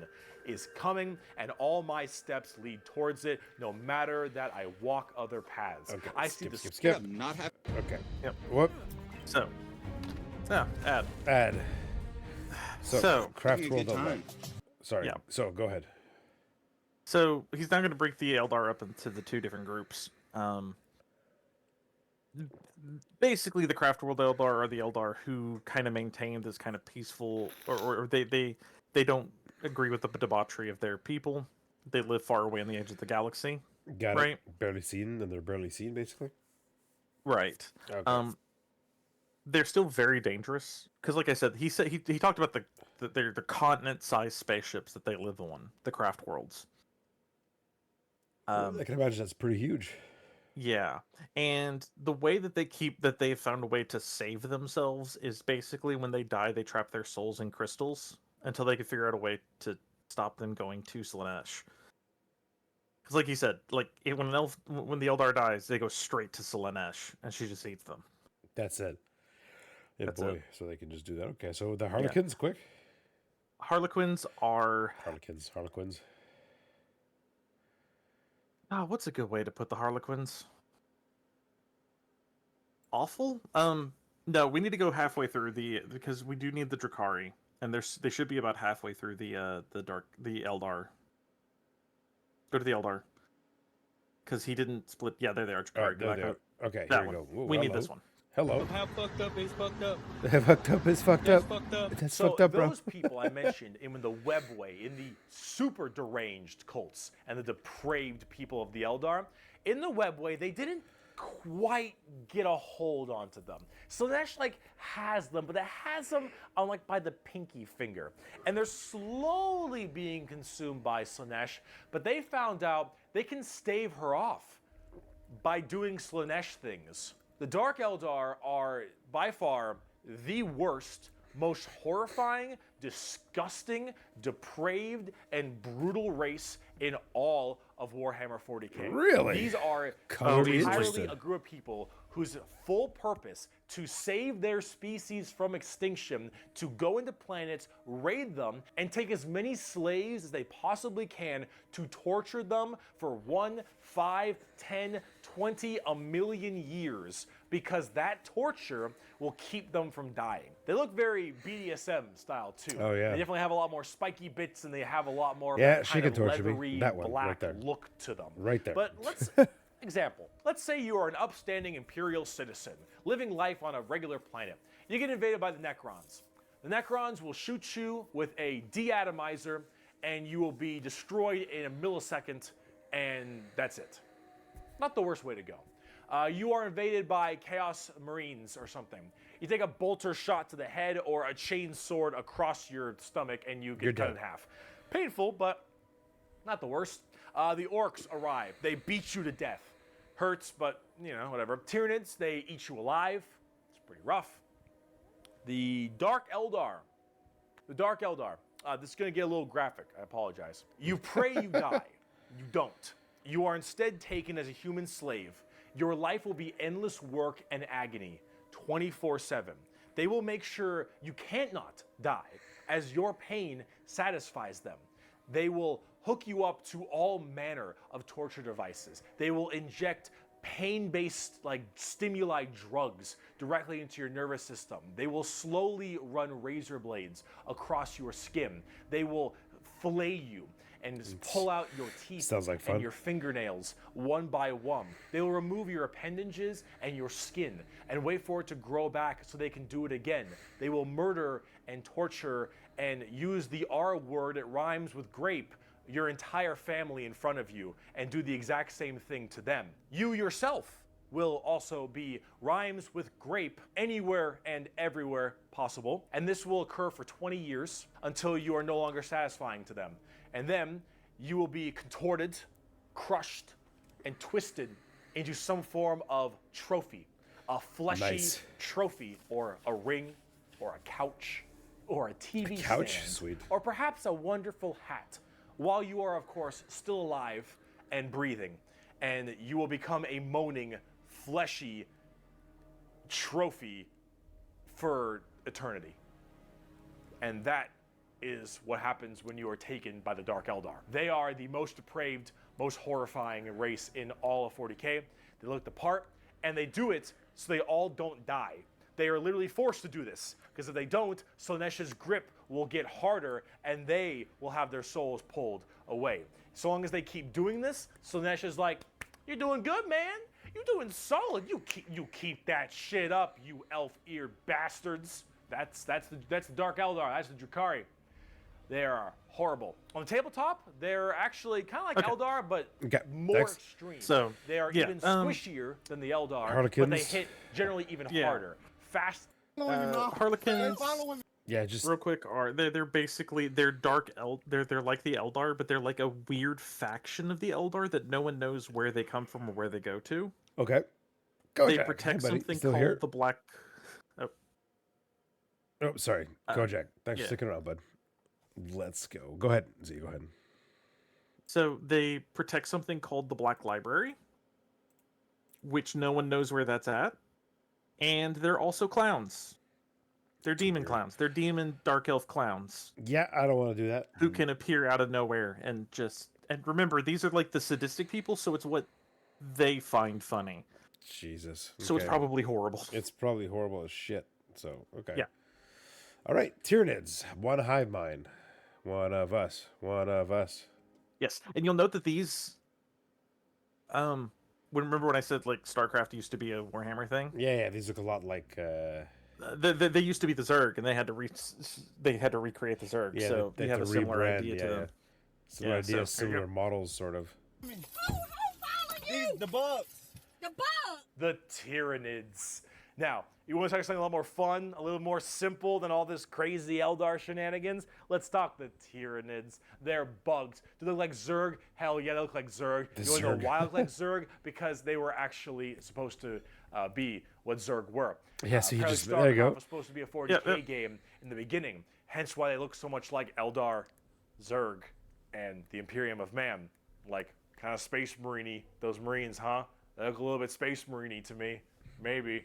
I don't know. You know, I never actually You really drew that fucked parallel, up but on now I'm that doing one, it. Games Workshop, didn't ya? Tyranids are a giant infestation of unfathomable proportions. These are giant, extremely bio-advanced hive mind organisms that are basically all about absorbing as much biomass as they possibly can to evolve and mutate to be extremely potent and powerful and kill and eat anything in their path. They are probably the least evil faction in all of 40K because all they want to do is eat shit. They want to nom nom the entire galaxy. They hangry and we food. Also, this Tyranid hive mind has a presence in the warp. In fact, Tyranids in their own right have a massive presence in the warp. They have a thing called the Shadow in the warp specifically, where when they are coming in to invade a planet, they have this weird ability to kind of cut off the warp on all the psychers on that planet.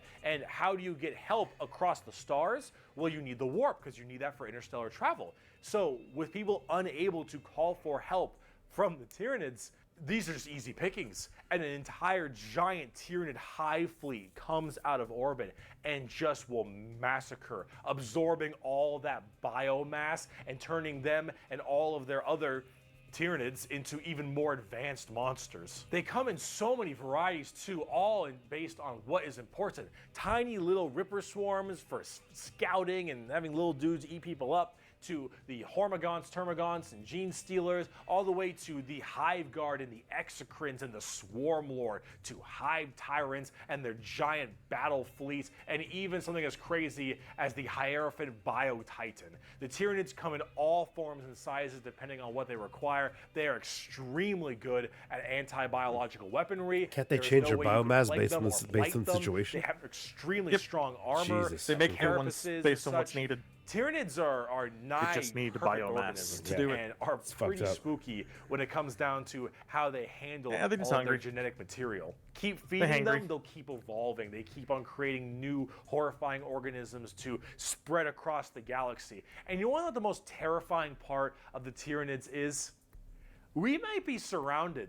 There have been like around 6 or 7 Tyranid hive fleets. Behemoth, Kronos, all these different kinds of hive fleets. And they've all arrived in the galaxy from different points. Different sections of the Milky Way galaxy have had different Tyranids come through. And that is horrifying.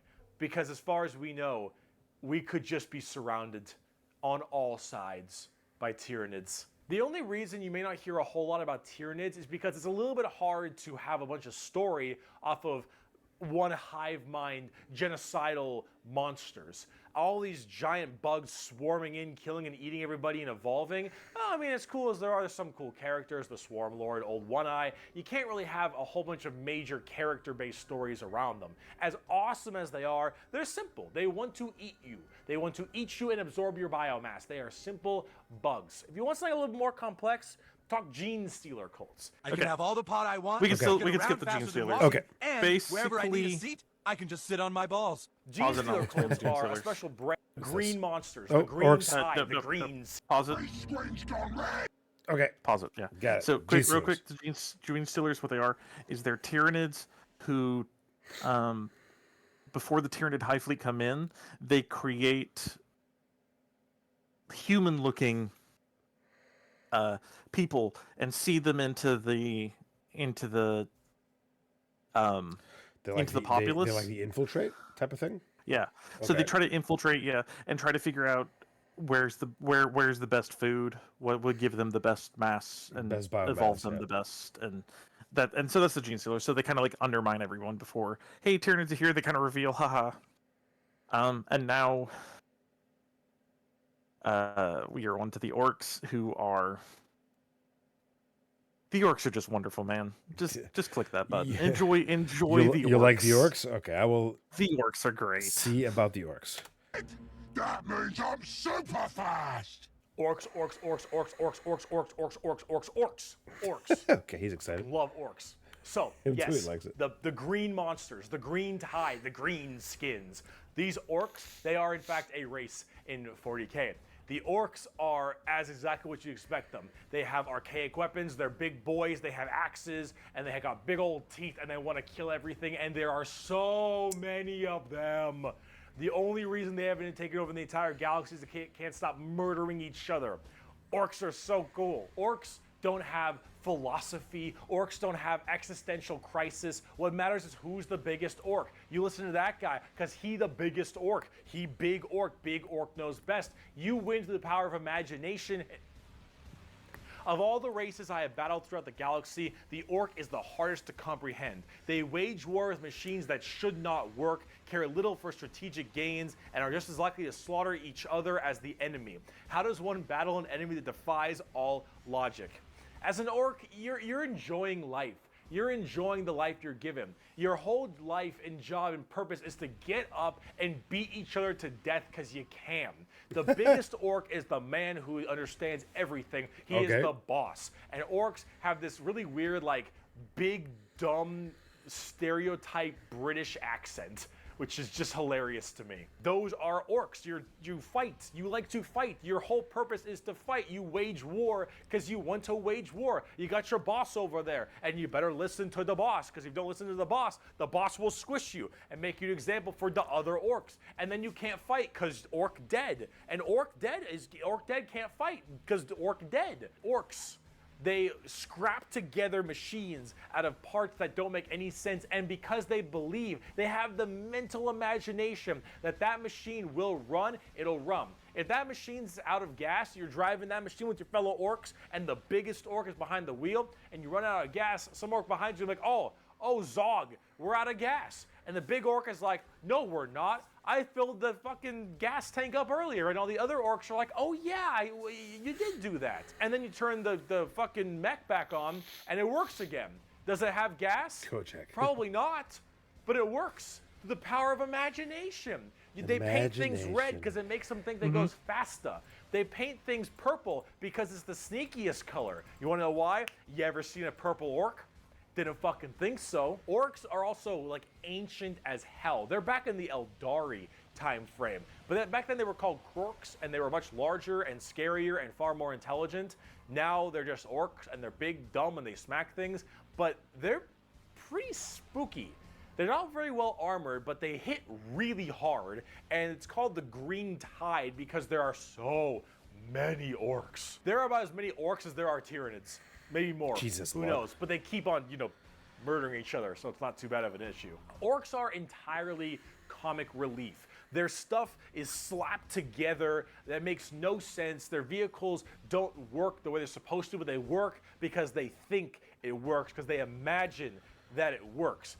Orcs care only about who is the biggest orc, and they will follow the biggest orc. Orc and then big. they want to Me be the orc biggest big. orc, they'll challenge the biggest orc. And then when they go and they issue a wa is just war in orc, they murder everybody and everything in this giant tide of green orcs who are just excited to be hitting something.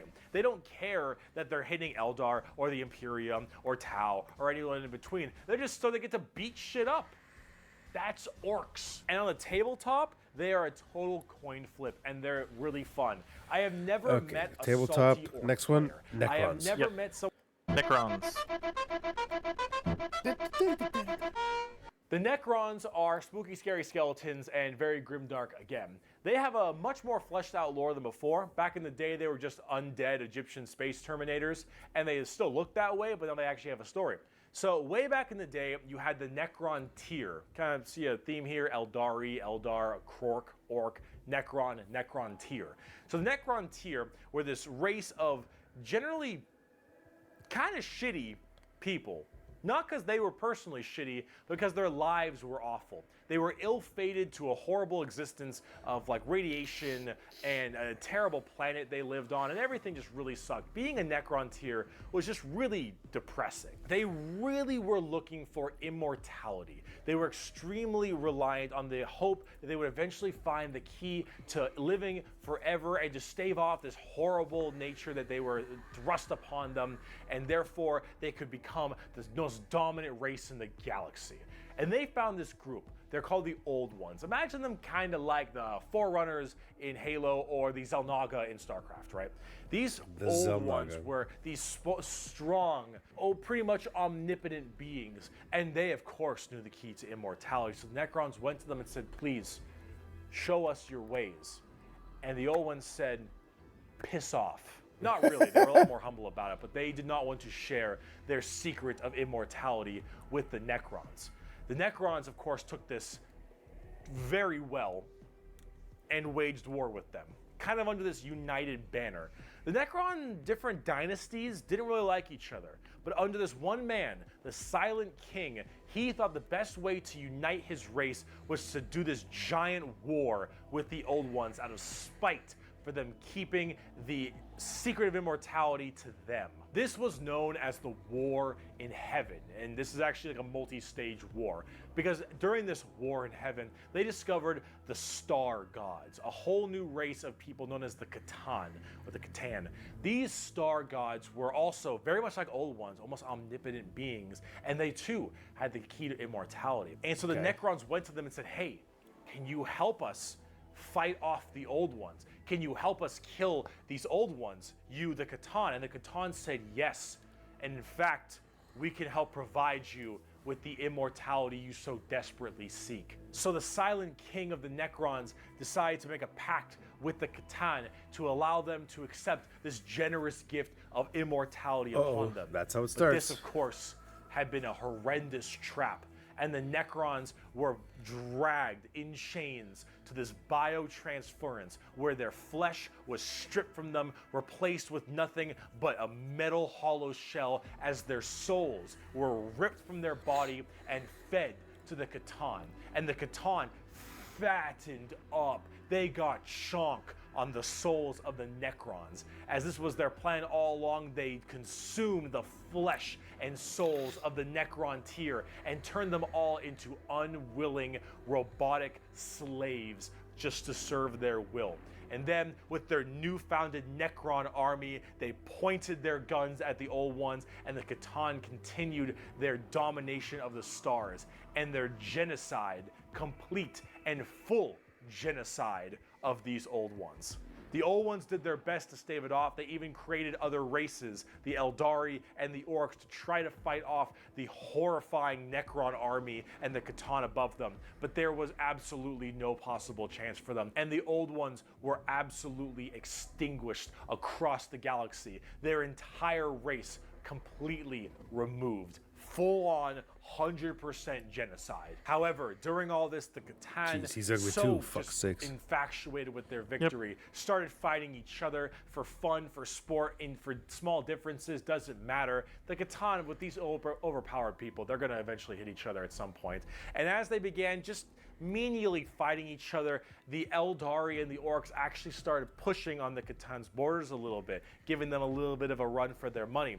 And as this continued, this is when the Silent King, who retained his consciousness, decided to leap into action and start a full-scale revolt against their Catan masters. And this revolt was bloody, as the entire Necron army was surged off to destroy these star gods. They were able to, just after suffering horrendous losses, were able to turn the tide of the war.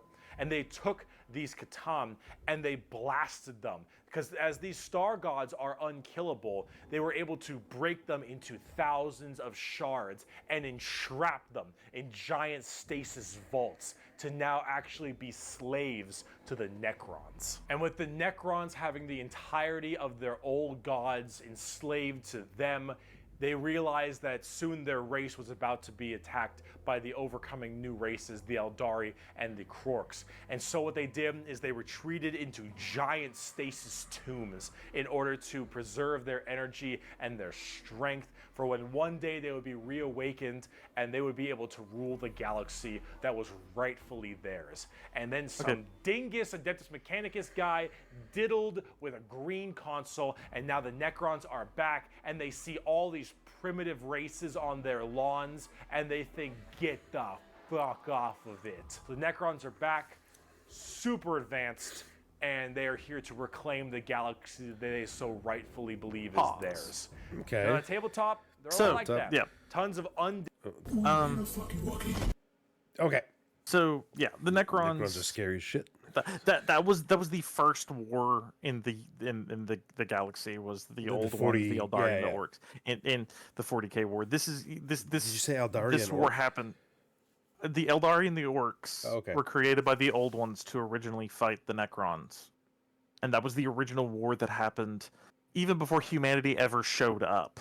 Okay. Right, like before humanity was even a thing. This happened like millions and millions of years ago. Yeah, that's it. Okay. Do you want to summarize this for me, or you want me to watch it? Tau. Yeah, sure. I'll summarize the weebs. Okay, go. The Tau are a newer race that were kind of added to the game, and they basically, their whole shtick is they have something that they call the greater good, and they sacrifice everything for the greater good. The Tau, okay. Everything, your name, your everything you are, and they're a purely ranged faction. See, the Tau seemed almost the good guys, except for this whole, you either join our greater good or you're the enemy thing. Got it. Okay. But they were kind of added in for people who wanted something a little bit different than the others, so they feel kind of out of place almost to the rest of the universe. But they're basically like, they're super long ranged. They're very mech focused. Okay. They're blue people with vaginas for heads. Jesus. Okay. Yeah, they're weird. So yeah. Jesus. Okay. With the They giant are- heads. Oh, I see it. The slit Yeah. right there. Yeah. Ew, Yeah. Okay. They A little weird, but okay. yeah, they're the newest of the races that was added to Yeah. Warhammer, That's it. and they feel a little out of place, Yeah. but Up. they're still pretty neat. Yeah. Okay. Apparently, the game's gonna have new races too. Like they released a roadmap. And it's not just the Tyranids and Oh, stuff, cool. and they're gonna have It other will be- races as well. Oh, that'll be interesting. I really want to see the Necrons, because the Necrons have one of the most terrifying things. It's Well, when you kill one, you don't Oh, actually God, what is kill it it. called? He puts his fucking essence in Yeah. another machine, basically, right? So no. Basically, when you knock them over, when you kill them, they have a % chance to just get back up at full health. that's weird. Okay. And they're like Terminators, and I can't forget what it's called. It's like the rebirth code or something like that. Okay. And Necrons just have a chance to like come back around later at full Jeez. strength at the roll of a dice, which would be really cool in a video game, because then you could be like, oh yes, I just beat this faction, and then suddenly, or I just beat this group, and then suddenly like half of them get back up in the middle of the fight, and now you're Jesus. Okay. yeah. All right. So before we, I'll still save the last video for some other time, but before Yeah. we round it off here, I wanted to watch the official reveal trailer for Space Marine 2, just the one last Okay. time there. And yeah, All this right. has been enlightening. A little bit more versed with the lore. Sort of. Yeah. No, it was a you good now know versing. what It was a good versing. you know all of the factions now. Yeah. And have a little bit of backstory on all of them. So if more come in the game, I didn't know that they were going to add more than Yeah, the Tyranids there's to the- there's gonna be more. Let me actually go look. I'm They hoping, released something like a Necrons roadmap. would be cool. The Eldari and the Drakari would be cool. Orcs would be. I mean, the Orcs were the first one. Were in the first game, so I wouldn't be surprised if they brought the Orcs back. Oh yeah, here. Yes, So, let's see. updates. Dark Angels. Hello. Yeah, yeah. So there's gonna be like a season pass, but it's just cosmetic packs, right? For when Okay. you do operations, multiplayer, PVE, and PvP. So Ultramarines cosmetic pack. Don't care. Dark Angels maybe. yeah, that's it. So Champion pack. What does champion pack mean? That's interesting. one chapter will receive champion pack, cosmetic pack, weapon skin pack. Yeah, that's it. So basically, but like all the game updates, the DLC stuff, they're adding Yes, I for see free. new enemies. They're Plus adding new for enemy. free. Plus new enemy. Plus new enemy. Yeah, there you go. Interesting. Yeah, It's. I'm hoping that this game is good. When you have a Warhammer game come out, you flip a coin, You right? flip a coin. It's either good, or I wouldn't even say good. It's either okay or terrible. Yeah, that's it. I mean, a lot of people were looking forward to Um, this, and like everybody, they think that you know how much success Helldivers had at the beginning there when it came out in February. Yeah. It's a different game than this completely, but everybody thinks that Helldivers. they've just like the devs have just kind of like not delivered on their promises, and people like I'm seeing more and more things about people just fucking migrating to this. It's what they've been looking for in a game in Helldivers in this. I hope that's the case, but like I said, it's Warhammer properties are notoriously cursed. That's it. I There's mean, been one of like these, yeah. 4 really good Warhammer games ever, and that's it. Okay, so these studios that made it, AMD, Saber, Focus Entertainment, and the other one, Warhammer. Games Workshop. Yeah, Yeah, Games Games Workshop. Workshop. Games Workshop obviously had a hand in every other game. Focus Entertainment, is this the first time they make a game? Or have they made Warhammer games in the past? Focus Entertainment. Is this the Let's first two, go take a look. is this the first you hear of them? Saber and AMD, it's just what it is no? Uh, Focus. Wait, was it Focus Games? Focus Entertainment. Entertainment. Games. I'm curious as to what else they made. Um.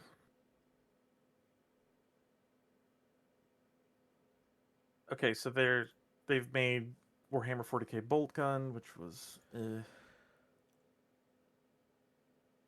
Oh, they're just the publisher. They're not the developer. Who's the developer? Saber? AMD?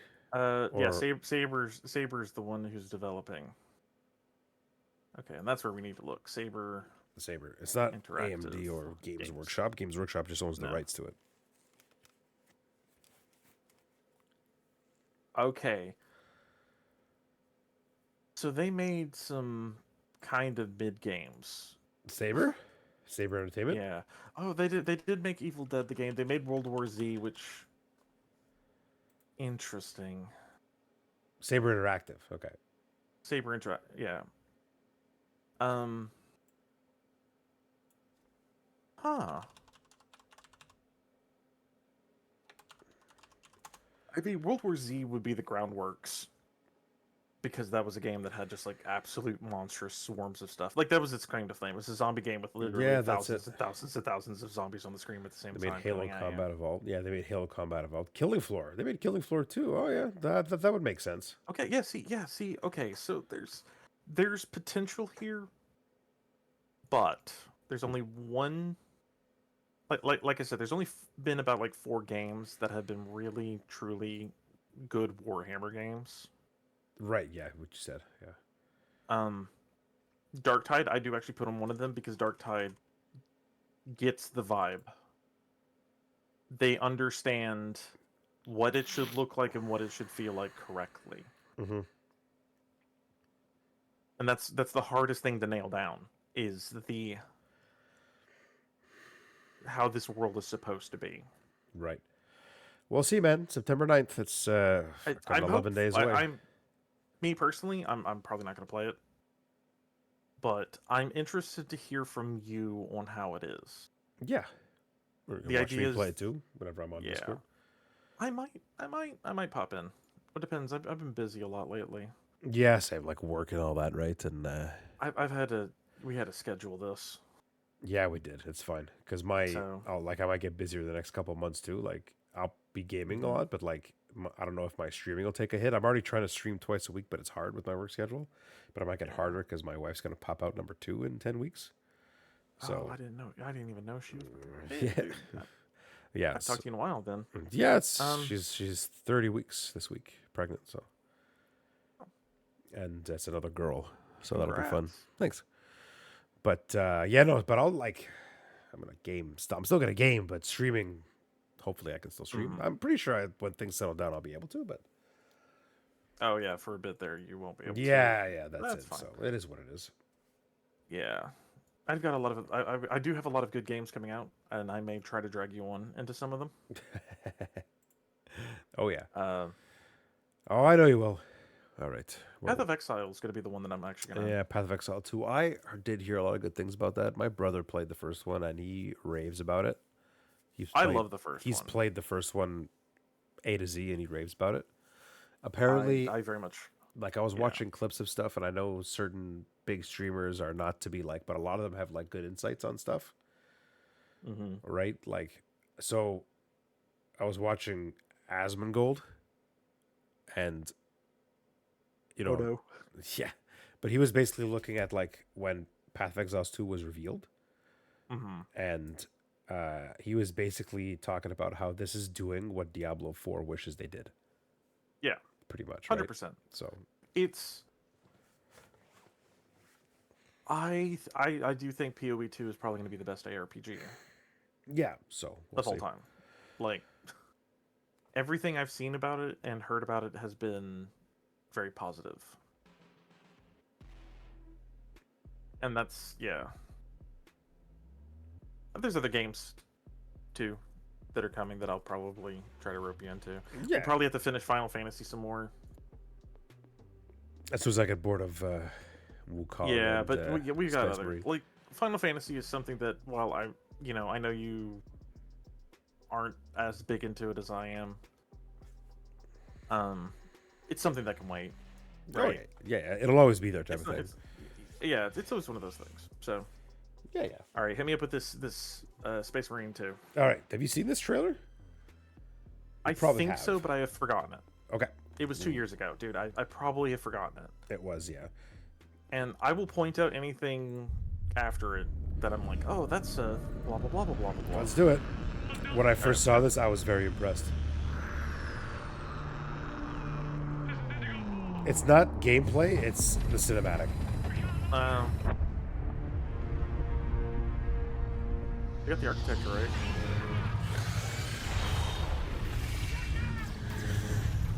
Oh, it's like a battle barge.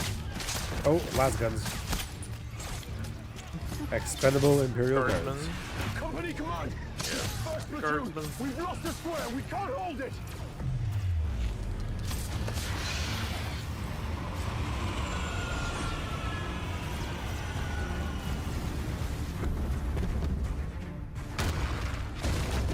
So they can do that. Yeah. And for the guardsmen, like this is literally gonna be like seeing an angel in real life jump down and save you, kind of thing. Like, So they would be in awe. yeah, this is.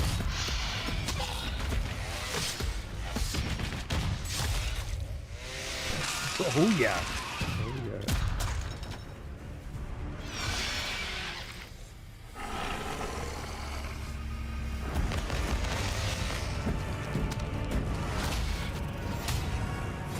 Bigger Tyranid? Like a brute or something? A little bit bigger?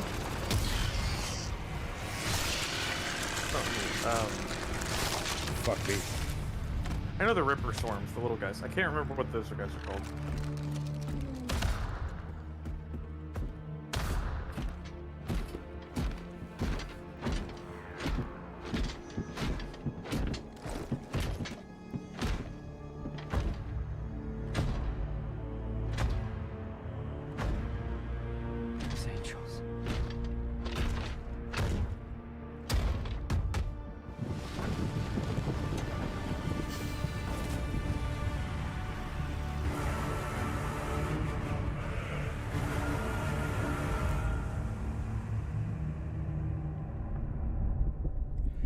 Oh, yeah.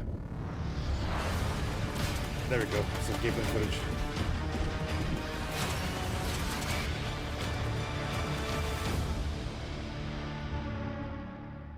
Oh, yeah. I'm hopeful. I'm very hopeful, and I really hope that this is going to be Yeah. Something that I'm going to be playing for a while. Yeah. Oh boy. All right. Well, that was fun, Z. Thanks for popping in. You got the little thank you package I sent you there. Yes, you didn't have to. But I wanted to because I took some time out of your you. schedule there. But everybody should be playing. Sidebar. I really think this game is going to be a contender for Game of the Year. Not Space Marine. Wukong. Wukong. Yeah. No, I kind of agree because I- everyone has been Did you see? saying that it is just really good. Did you see the Steam records for it? No, Like- I have not. But I mean, it's had so much hype recently. Like, you know what I mean? Like, It had the highest player count ever of any game on Steam. nice. Oh, Ever. yeah. Well, I mean, dude, the hype for it has been Like, hold on. amazing. Like, I'm gonna go back now. Like, I'm gonna show you. Like, I'm gonna share my screen again. I need to show you.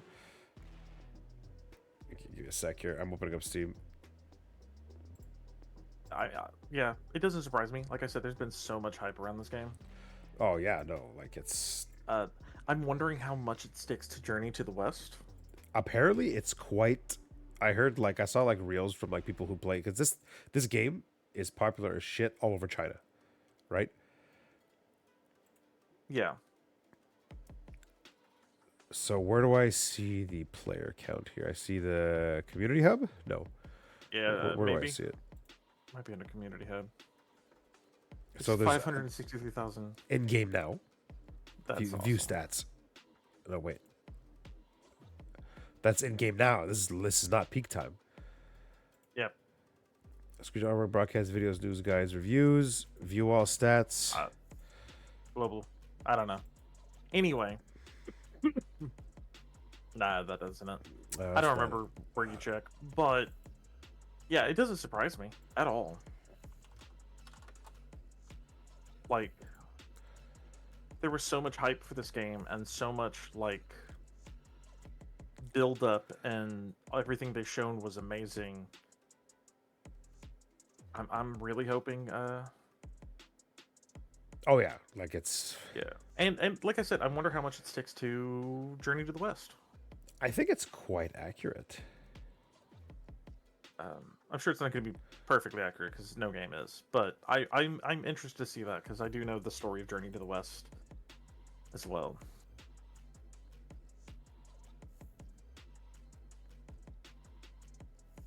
Yeah, that's it. Okay, I can't find it, but it's all right. Okay. It's all right. Okay, bud. Yeah, it's nice to see several games coming out that are actually feel like they're That they're going to be good contenders here. yeah, like they're because we knew last year Baldur's Gate was Was going to take was it. going to win. Yeah, And- it was going to take it because the rest of the games felt Yeah. very mediocre. And I that came remember out we that year. watched the There was Game Awards, and they took Yeah, almost every it was- category. every single one. Except Almost music. everyone.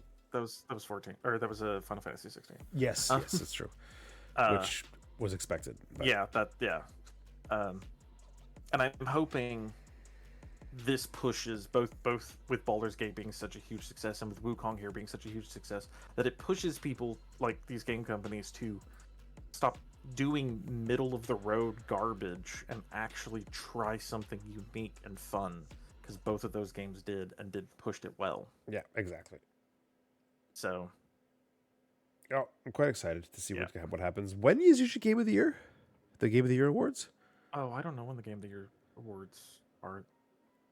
Oh, fuck, okay. No, it's all right. Okay, man. Time for that Betty Bye for me. Yeah. Same. Yeah, I know, but All right. it is what it is. All right, dude. Well, thanks a lot again. I'll catch up. If you want to do another stream of the last video and then more talking some point before the game comes out, I'd be down. Yep, That's up to you. I'll let you know. We have the last video and then a little bit more chat. So it could be a shorter stream, but Yeah. it could be good.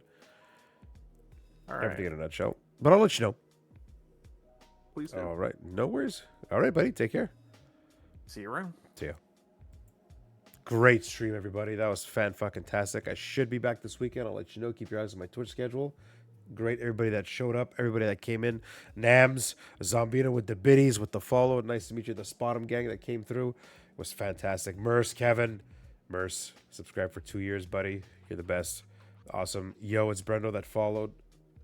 Thanks, guys. Everybody that popped in, contributed. Kojak, Zombina, everybody that was there. Red, thanks for coming in, buddies. Thanks for popping in. Zeus, hope you're having a great night, bud. Guys, it's been fantastic.